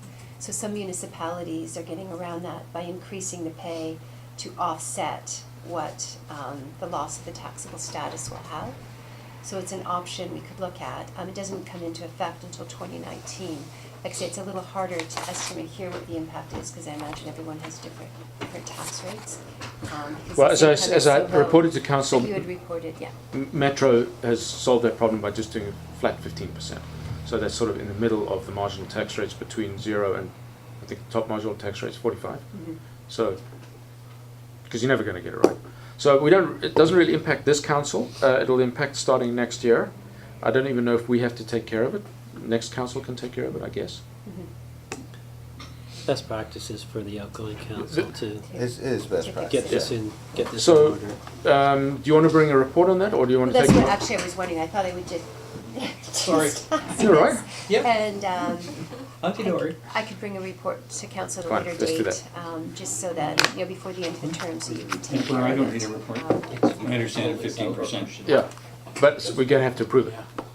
So it's going to have to be a recommendation. It's going to be a very short report, encapsulated in a Yeah, recommendation. no, that makes sense. Yes. Okay, so I think this is. Have we moved and seconded receipt? Okay, So take a just in motion. terms of the report, do you want it in a few months, or do you want like closer to the end of the term? Do you Well, want it before for the end of the next term, week? yeah, so we can vote on it and give a present to the next Yeah. council. Yeah. Okay. What about the leaving allowance? We need a leaving allowance. No, you need a retroactive. Oh, you're back to leaving 2007. Yeah, that's going to help you guys a lot. Okay, let's not do that. So A- motion to a receive. leaving announcement? Yeah, A no. leaving announcement, like party ho? Yeah, something like that. Yeah. We told them it wasn't going to fly. They wouldn't listen. Motion. Second. Motion. Second. Receipt. What are we on to now? They're receiving the report. Yes, Oh, but there was that a was it. report. No, Didn't we just do that? no, that was we for do a that different here. report. Oh, we're on to the next one. No, this is to receive the remuneration report. We had not motioned and seconded yet. Now we have though. All in favour? And opposed? That carries. That report has now been received. Well and good. The drinking water report. Real quick, chlorine residuals didn't drop below 0.2. Yep. Turbidity did not go above 5 NTU in the distribution system, so everything is good. The one notable is that our consumption is up by 121,000 cubic meters from last year. Is it do you have a percentage? What does that mean? It's about 25%. 20%. It's on 400,000 the year before. Oh no, gallons. I'm thinking. Sorry. Yeah. So how many gallons is that, so I can relate to it? But no, sorry. I actually missed that in the report. Was that for 2017 over 2016? Correct. Yeah. You'll see it on Yeah, I did actually notice it. We clamped down pretty hard because Page- 516. page 39 of the council package. No, we clamped down very hard in 2015, and there was a distinct step change. Yeah, but So 2015, we used 437,000 cubic meters. 2016, we dropped down to 351,000, and we're now up to 472. Fred, when was the big conservation effort? Was that 16 or 17? 2015. Which conservation? As a result of the low snowpack. That was, Where that you was had the- 15. Yeah, where you had the town hall? That Yeah. was 2015. That was 2015. Yeah. So 16 was below that. I think you've got an anomaly with your 2016 number, to be honest. No, that's How could we go down almost 100,000? digitally recorded. That doesn't make it correct, as you very well know. It's just now digitally incorrect. Actually, yeah. So what you're looking at here is you're looking at treated water. Right? So we treated in 2017 472,000 cubic meters. But how could 2016, with no conservation efforts in place at all, we never even went to level 2? How could 2016 be so much lower than 2015? 2016 was an abnormal. It was not as dry as It was rainy. 2015. It rained. It was a very People didn't water their mild, gardens. rainy- Yeah. Okay, that'll buy. Yeah. What is the reduced per capita column there? So the per capita column is not including leakage. The reduced per capita column has the leakage rate Taken applied out. to it. Yeah, 20 some odd percent. Okay, so that means that we're around 718, still much higher than Metro. Correct. I guess we have more gardens than the average, than Metro has on average. Well, our properties are larger too. You know, this is still the same number of people living there, only flush toilets the same, but it's gardens. Gardens, pools, who knows? Yeah. Yeah. No high rises here. Yeah, I mean, all those high rises is 1,000 people flushing the toilet and having a shower, no gardens, for 1,000 people. Yeah, I mean, there's. Yeah, I mean, that's to be understood. I had a lot more questions on this one now, but I'm not going to try council's patience on this. Perhaps I can talk to you, but not on the numbers. I just wanted to point out, thanks for the call out on the UBC thing. It's nice to have it in black and white here for current and future reference. The lead thing at the public works yard, was that's just an anomaly? Nothing to be concerned about? No, there are several properties in Lions Bay that have lead solder or that are really old and have lead pipe. And that's basically what you're seeing. Public works yard is lead solder, so that's leaching out, especially in hot, dry weather. But I think just about all older houses in Lions Bay use lead solder. Should we be putting out a public notice to run your water every now and again? Or is it not worth the candle? I wouldn't be doing my due diligence if I agreed with that last statement. Lead has some very serious ramifications. No, I'm no doubt that we need to mitigate lead. But yeah. Is it going to make a difference if we tell people, or is it just going to raise more questions than it solves? We don't know. I mean, people would have to get their water sampled and tested, like we do. Right? Yeah, and there's always the wrinkle in Lions Bay. If you run your water, you're loading your septic system. Lead is a carcinogen. It's very, very bad for you. Yeah. Period. So the it's the end of the Roman Empire was. The beach park washrooms at Kelvin Grove have lead in them. So do we go and run the water every day or something? No, because there's no drinking fountain there. The school, for example, Lions Bay Community School has a big lead problem. They've been identified numerous times when we were testing the school. Yeah. No, I know there's a sign above the water fountain. They have a program where their janitor is supposed to run the taps every morning before school starts. Oh, they still do that. Oh. So, yeah. Okay, my only complaint, the font. Where? It's not Calibri. Sure it is. In the whole report. It's not Calibri.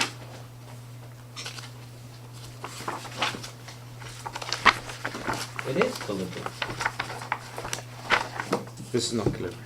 Where? The numbers are Calibri. The whole report's in Calibri. Shauna, is that Calibri? I think so. Looks like it to me. It's a very different looking report to the rest of the thing. I mean, just compare it. It's not. It's a thinner. Thinner. Okay, that was a minor quibble. Thanks, Nye. Well done. Oh, I think you used Calibri Light. Oh, did I? Maybe. Sometimes I notice that when if I reply back, it's just like, oh, what's different? And yours is lighter than mine. Okay. The old. It's like a thinner. There is one. There's called Calibri Body, and there's Calibri something else. Yeah. So this is just the formatting that the document has. You choose a font and it applies it through all the tables and everything. So. Choose a different font. Anyways. Okay. Enough of that. Next. Well done. Great report. So can we have a motion to receive this report? And a second? Any further discussion? All in favour? Opposed? That carries. Thanks, Nye. This goes to Coastal Health, right? Or has gone to Coastal Health? No, it will go to Coastal Health. As a result of now being received by Council? Correct. Okay. Yeah. And then finally, the CAO Information Report RFP for Community Signage Project, page 79. The report be received is the motion. Unless anybody wants to really, I think what Peter, you were looking for additional input before this went to bid? Not necessarily. I was just saying, hey, here's where we're at, because it had been a little while, and just wanted to just update council, let them know this is the work that's been done, and subject to, there's probably a few tweaks still to wording and stuff like that, but Yes, the basic idea is what's entailed here, and the next step would be to put out an RFP for word mark, style guide, for the signage, including a usage guide and camera-ready artwork for the proposed signage. Just to remind, or just to advise council why, because this was going to be over $2,000. We thought that we could get all of this work done for under, but no is the answer. I remind you there's a $15,000 budget on this project. Unfortunately, we can't get those three things done for under our purchasing limit, so we have to go to tender. So this is the basis for a tender. Yeah, what I might suggest is, rather than do this on the fly, is that if you have suggestions, send them Send them either to me or to Peter. The idea would be to send it to some sort of contractor that does signs and Yeah. sort of We creates it. RFP it, so anybody who does this kind of work, whether they're, graphic designer or sign shop that does design work, what have you. And then anybody that we know of that might be interested, we can send it directly to them, but we'll put it on BC bid and. So we'll still develop a scope of work and do all that stuff. Well, the signs themselves? Well, the RFP will basically, package. the RFP will encompass what This. you see here. Uh-huh. And request that someone create a word mark. What's here is sort of an idea, not necessarily the final. And a usage guide for that word mark, the style guide for the signage, including the word mark, and preparing camera-ready artwork. And then I think we'll have optional, if they want to put in a proposal for production, if it's a production house or a sign shop, then they can give us a quote on that aspect as well. What does camera-ready artwork mean? Is that like Ready I for could printing. probably, ready answer for that printing or better ready than for me. presentation? Ready for both. Okay. It's vectorized artwork that can be sent to a sign shop for printing. Okay. You see, So the question I'm just wondering if there's a sort of a staging to this where we, do they present options or is it just they just give us one cut? terms of the yes, good design. point. In terms of In terms of the design, standard. So I mean, this is the standard proposed. Guess who sucked this out of their thumb? Well, all right, it was me and you. There's 7 kinds of sign types proposed. I don't know if that's true. And then about 18 different signs to those standards. right. So the idea would be to farm that artwork out and sort of that copacetic look. Yeah. Yeah, Get it done a professionally. designer would tighten this up, Yeah. and make sure that, all the wording is inset, 3.5 millimeters or whatever it is, right? Whatever the good And standards are. Yeah. Whatever the things are, and set out a guide for how this is to be employed. So basically, staff will take that and implement in accordance with the guides. Just to remind you, this is a community signage project. It's to do with engagement and information, and this is not parking signage. This is not regulatory signage. Even though I did put in a regulatory design, just as a reminder. This is, well, I give the drivers there at the beginning. Well, I can't know what they are. and a couple of these we might just do the water conservation one, right? We Yeah. talked about just Yeah, doing that. those ones may be done internally. Although it would be nice to have them Well, designed as well. So too. there's some creative flexibilities for these particular Yeah, but not a huge amount. components. Okay. Yeah, as I say, it must be designed so that it looks like it's supposed to look like that. It's like my haircut. That's what I just tell them. Make it look like it's supposed to look like that. Okay, so let's do this. Let's receive this report for information. Please send any suggestions, ideas, comments to you or me, Peter? Both. Both. CC. Yeah, and then I'll incorporate them in a second go around. I've already got a second go around, as you wouldn't be surprised to hear, and then we can send it off for the RFP. How long does it take to make an RFP? Nye sent me a couple of examples. I've got something else I was going to look at. So, Month or two? You seem to be finding this funny.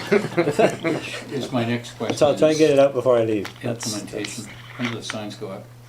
There's there's a soft. The parking's got to go up first. There's a hard deadline for parking. Fine. If this is up by Every day? early summer, I'd be happy. This is to engage people. Okay. Hey, wow, check this out. Oh, house on. Let me read the sign. Oh, who knew? How did I get my decal off? But we have a sign for that. Who put that sign up? Okay, motion to receive.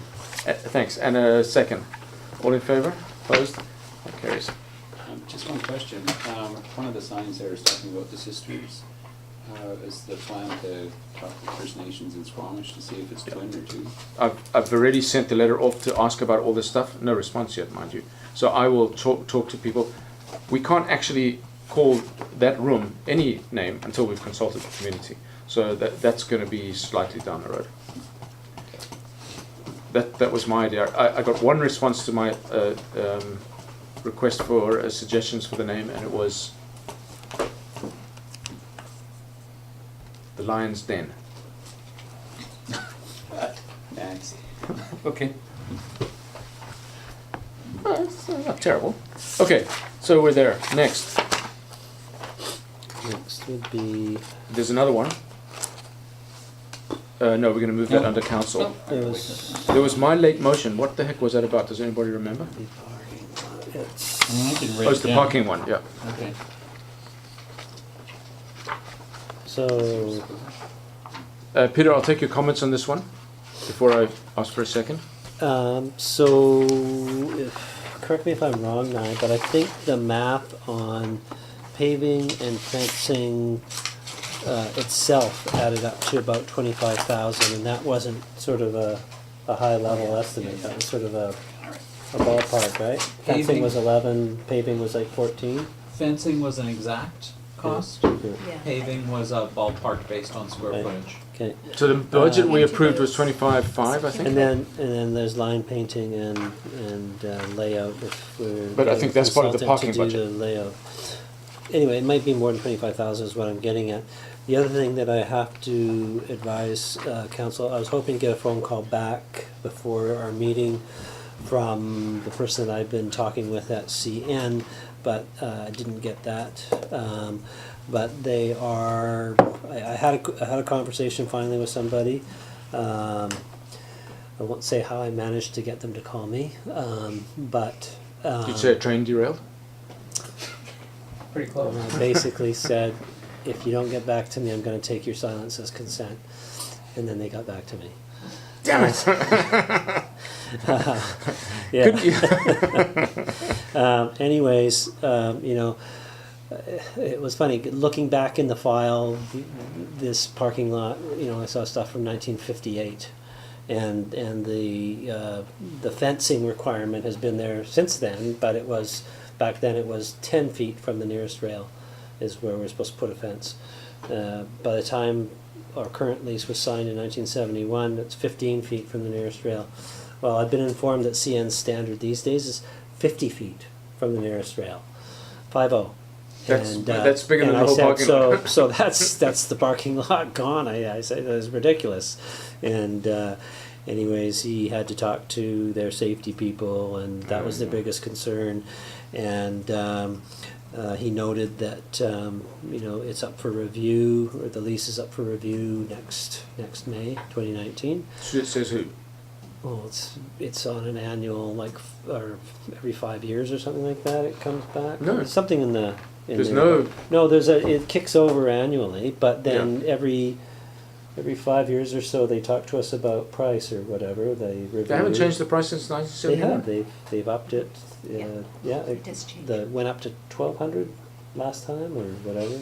Anyways, Okay. it does go up in it. Okay, so finally you're in contact. Anyways, yeah, so the concern though is that, you know, he wasn't sure what kind of an answer that he was going to get back.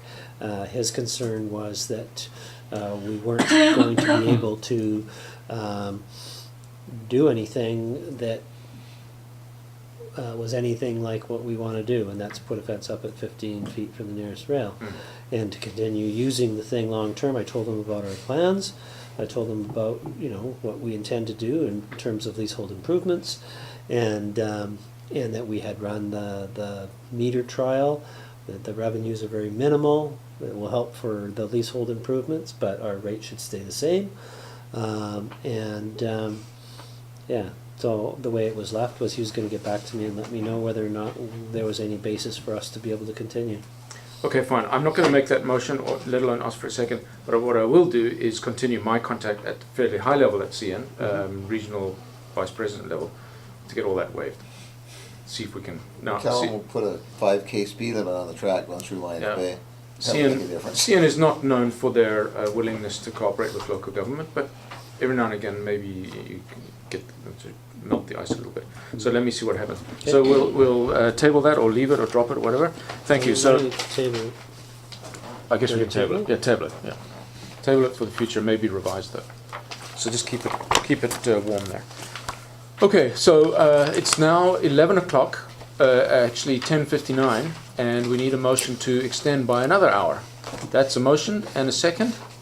All in favour, opposed, that carries. And on we go to council. Ron. I have two things for the Public Works Manager. The first one was the spillage on Ocean View Road, which more or less is from the entrance to the village up, way up. It's on the driver's side of the road. I don't know what it is. It doesn't show when it's wet, as it has since Councillor Norm first noticed it. And a dry day, it sticks out like a sore thumb. So I'll just go to the second one and let the Works Manager answer both.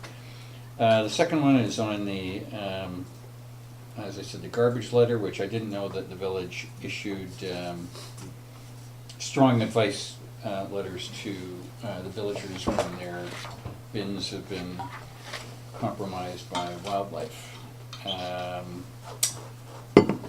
I'm thinking that if I received that letter, and I'm pretty diligent with my garbage, I wouldn't be so happy.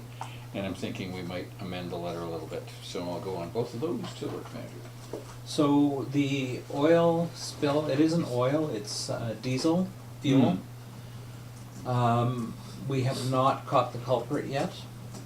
The diesel disappears at just below 230 Ocean View. Staff have talked to a dog walker who has seen the truck, but she was not willing to provide any other information other than it's happening on a regular occurrence. So, As in a contractor or a resident? she wouldn't say. Alright. Yeah. What do you suspect? I suspect it may be a fuel delivery truck. Don't know for sure. We're checking. We keep driving by and taking a look. So. Just kind of provide a little bit of information here Yeah. because I likely saw probably half an hour before the spill happened because there was berming material on the road. So there was definitely an attempt to contain whatever it was. There were two spills. There was a cement spill, so a cement truck that was pouring cement at 240, Rempel Brothers truck, Yeah. came up the off-ramp and it laid a bead of cement, probably about yay wide, all the way up Ocean View to 240 Ocean View.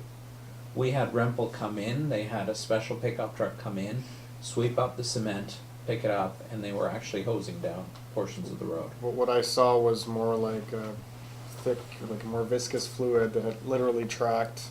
So I don't know if the leak had started at the bottom, so maybe it's some kind of a mechanical component that failed and was leaking all the way up, and then the vehicle sat, and it continued to leak. So whether it was a delivery vehicle or, it's hard to, I didn't see the actual vehicle, but there was an attempt made with berming material to contain that thick viscous liquid. It wasn't concrete. Okay. So someone went through the effort to do that. Someone did put down mats, padding, and tried to soak up whatever it was that had spilled. That sounds like a fuel delivery truck to me. Well, They would have that that stuff on sounds board. an awful lot like hydraulic fuel too. Yeah. Hydraulic. Did you test because what it they was? all they all pack. No, I was driving by and looked at it, and then I tried to reach out to get a bit of. hydraulic in them. Yeah. We drive up and down here. I believe that the issue was going uphill, not downhill, Yes, because it's uphill. it curves too nicely, and if it's a larger truck, the wider turns and all the rest of that stuff. So I think it's not a up to down issue. It's not a down. Anyhow, you get the idea. Yeah, it's not driving downhill. It's not so- driving downhill, or the it's leak not only going seems to downhill. This happen was on driven uphill. up. There you go. And that's why we think it's a fuel truck that maybe topped up too much, or that may have a slow leak or whatever. But we did not see, and no trace of the viscous. So this would be like oily. dare I say, the Superior propane trucks that go up there, if you're not aware of that. There So was I a see the lot white of ones and the there was a yellow lot ones, of activity happening at that construction Yeah. site. There was 2 concrete trucks in a row and a pumper. and a pumper. Yeah. So it was a pretty large convoy of heavy vehicles.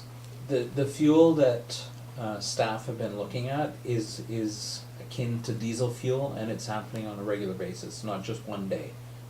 They've been out 2-3 different days. Oh, so it could be delivering fuel to the excavator on site, or Could be, yeah.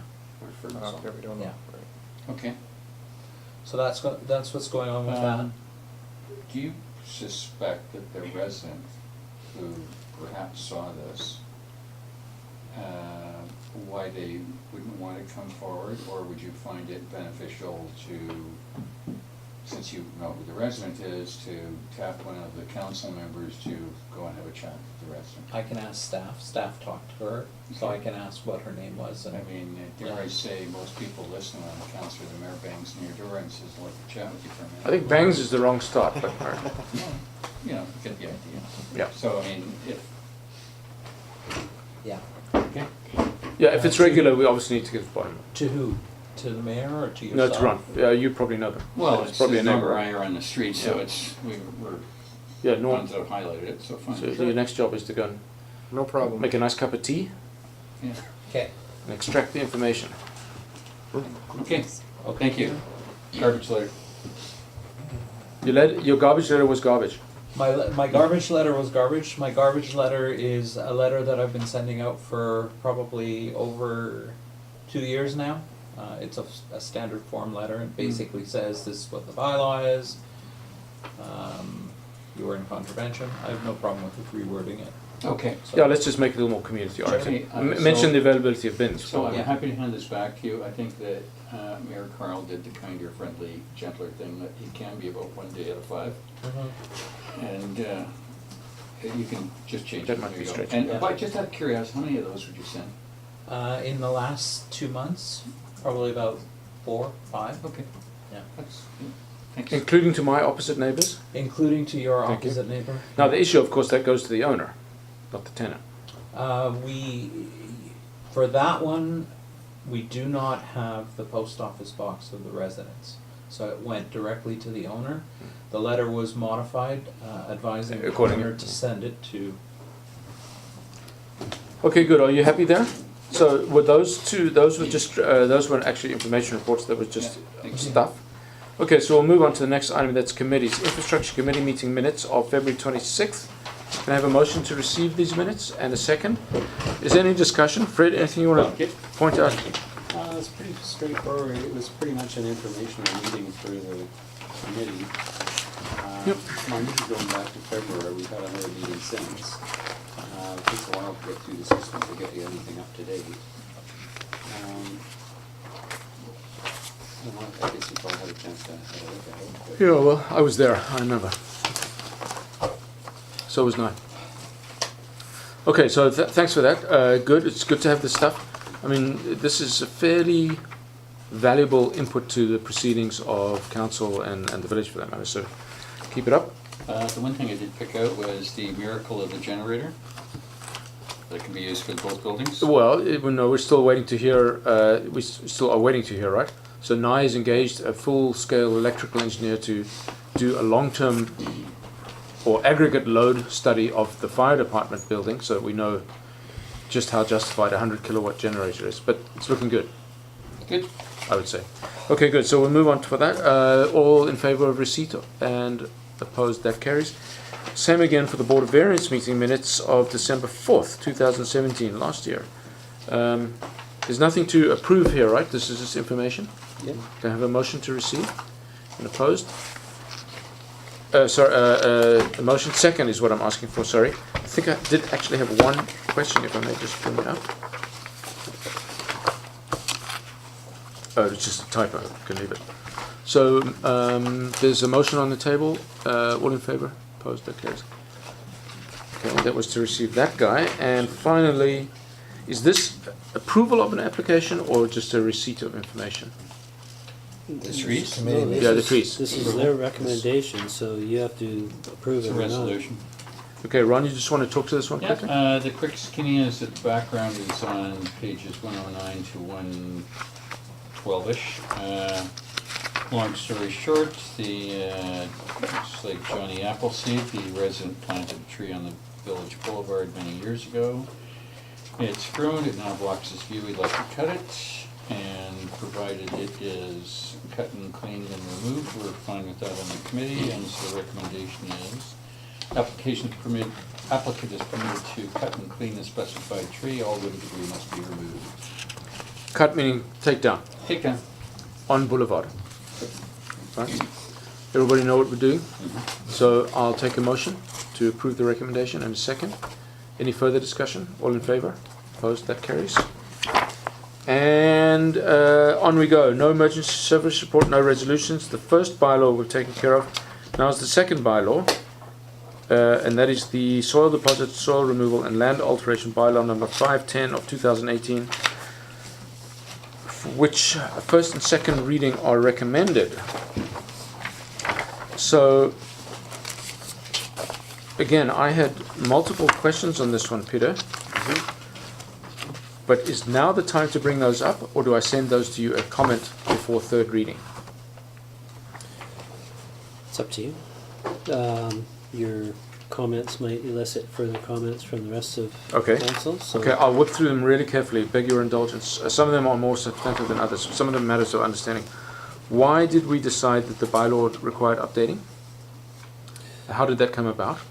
Well, it was noted in the course of doing the zoning bylaw project that we do have a soil deposit removal bylaw, which is from 1980s, I think it was.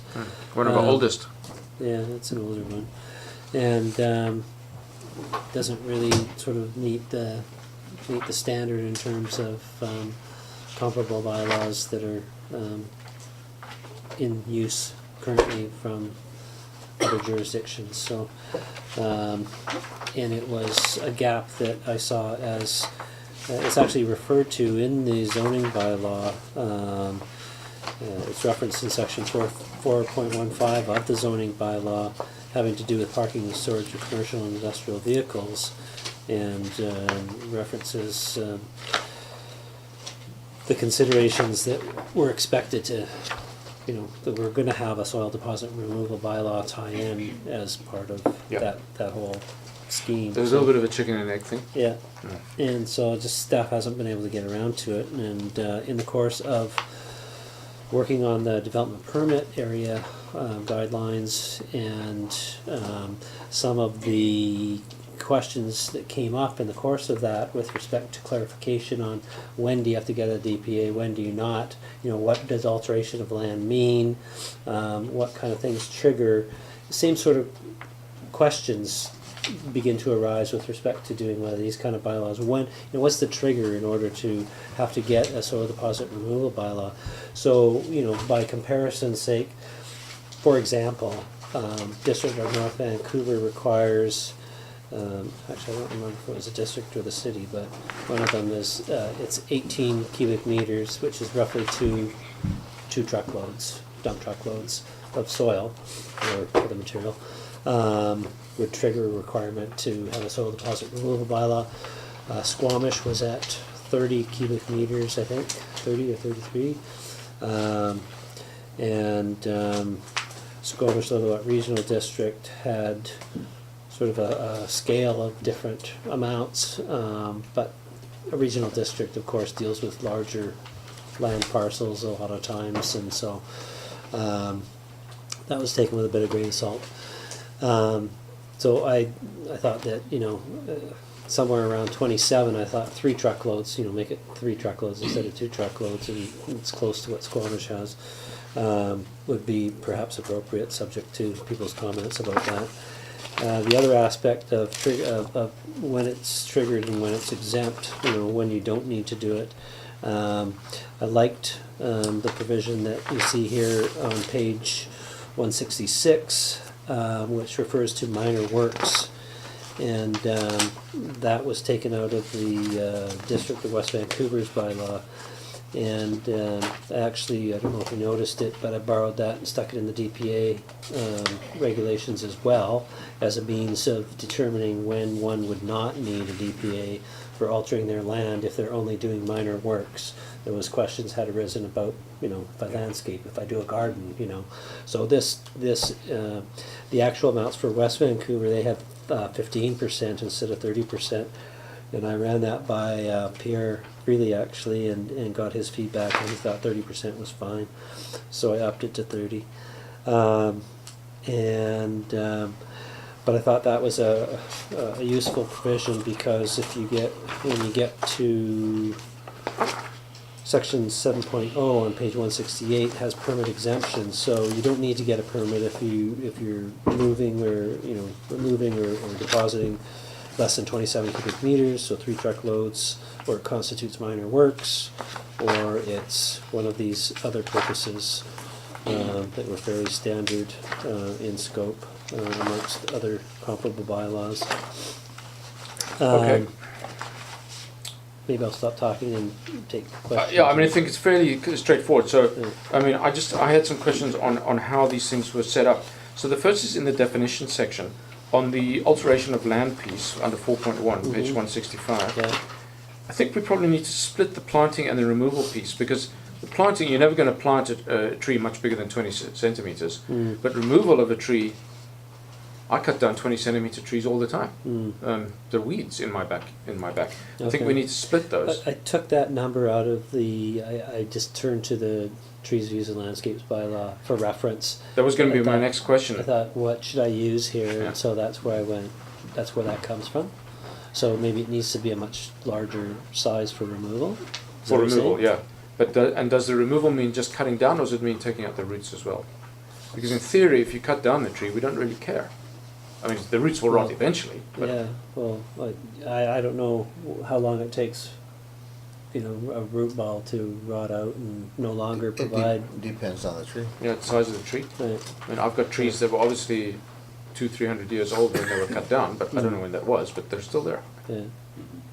So, yeah. Okay, so I would suggest that gets split. In the definition of deposit, do we want to reference the 27 cubic meters? So if it's not 27 cubic meters, it's not even a deposit. Doesn't even count. Same for removal. I think that's what's in the exemptions is. It's in the exemptions. Yeah. So I'm not sure I follow that. So if I have 26 cubic meters of soil and I take it away, Yeah. that's not defined as removing, is what I'm saying. Whereas here it is. It says I've got some soil and I've removed Well, it. you don't need a permit If because it's okay. less than 27. Fine, okay. Where do we reference the stockpile definition? I couldn't find it. Maybe I don't need the answer now. Yeah. Okay. Where do we, it's on page 167, but where in the bylaw? Yeah. Yeah. Right, okay. Where do we ever use that definition? There's a reason I'm asking about that one, obviously. Yeah. Yeah. I don't know. I'll make a note. And Okay. then- Let's I just think move there's some quickly. additional I'll things send that- you these. Yeah. I'll send you a note.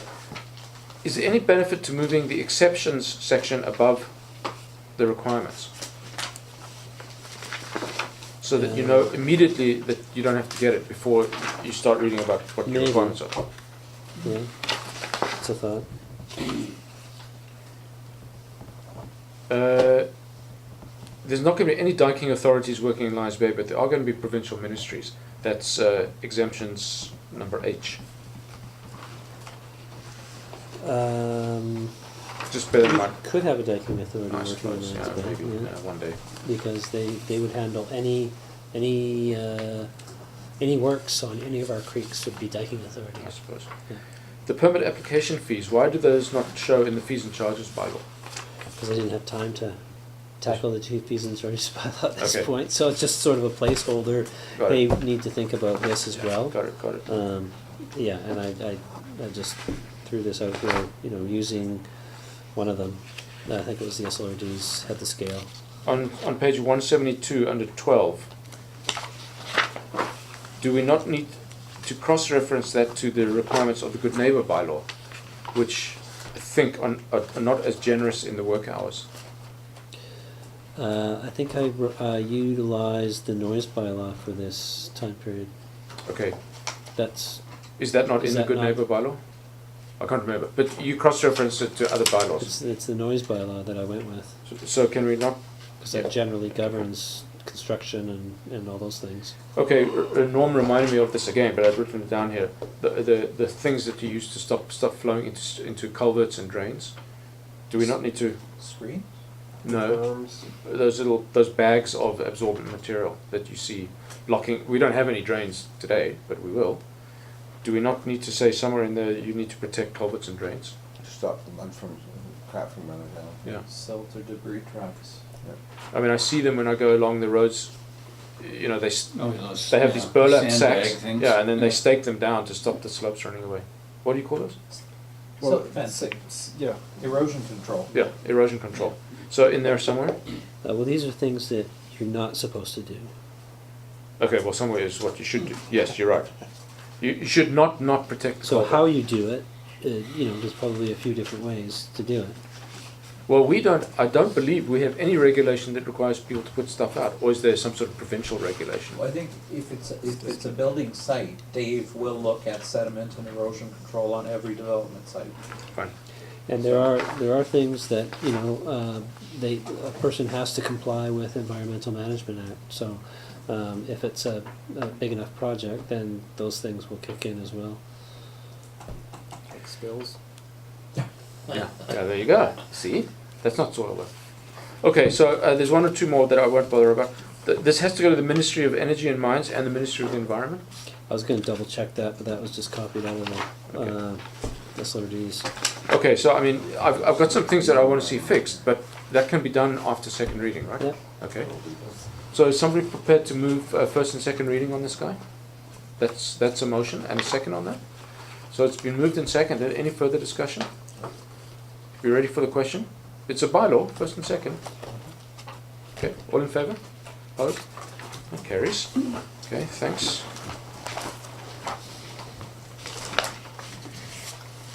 Correspondence. I'll be quick on this. Yeah, I don't even, is there, be really quick. G1 through G6, no response. Yeah, that's correct. The R1, no response, it's been answered. R2, no response, been answered. Number 3, no response, answered. Number 4, no response, answered. Number 5 But just 1 second, I don't know where you are in the letters. The letter from Pam Goldsmith-Jones. is G6. Have we seen any clean water, wastewater 2 information yet? No. Well, the announcement was supposed to be 2 Fridays ago, but then Minister Sohi got tied up in a filibuster in the House in Ottawa. Now apparently there's another infrastructure announcement day after tomorrow. Oh, this week, Friday. Thursday. This week. Yeah.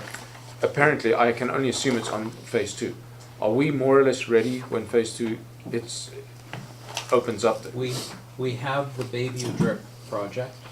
We do not have the water main for fire flow design.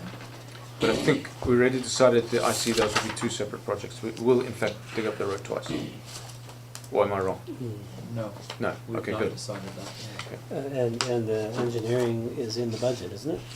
The engineering for the design is in the budget. Of the main. Of the Bayview water main is in the budget. That's right. I forgot. Yeah. We fixed that problem.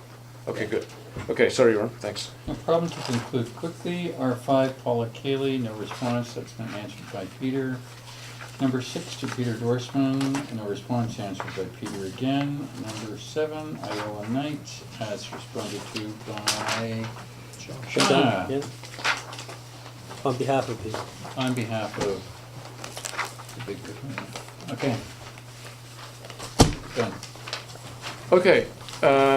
Thanks. Let me just check something here. I mean, I think this illustrates a fairly good level of engagement amongst at least certain people. That's what I had. Motion to receive correspondence and a second. All in favour? Opposed? That carries.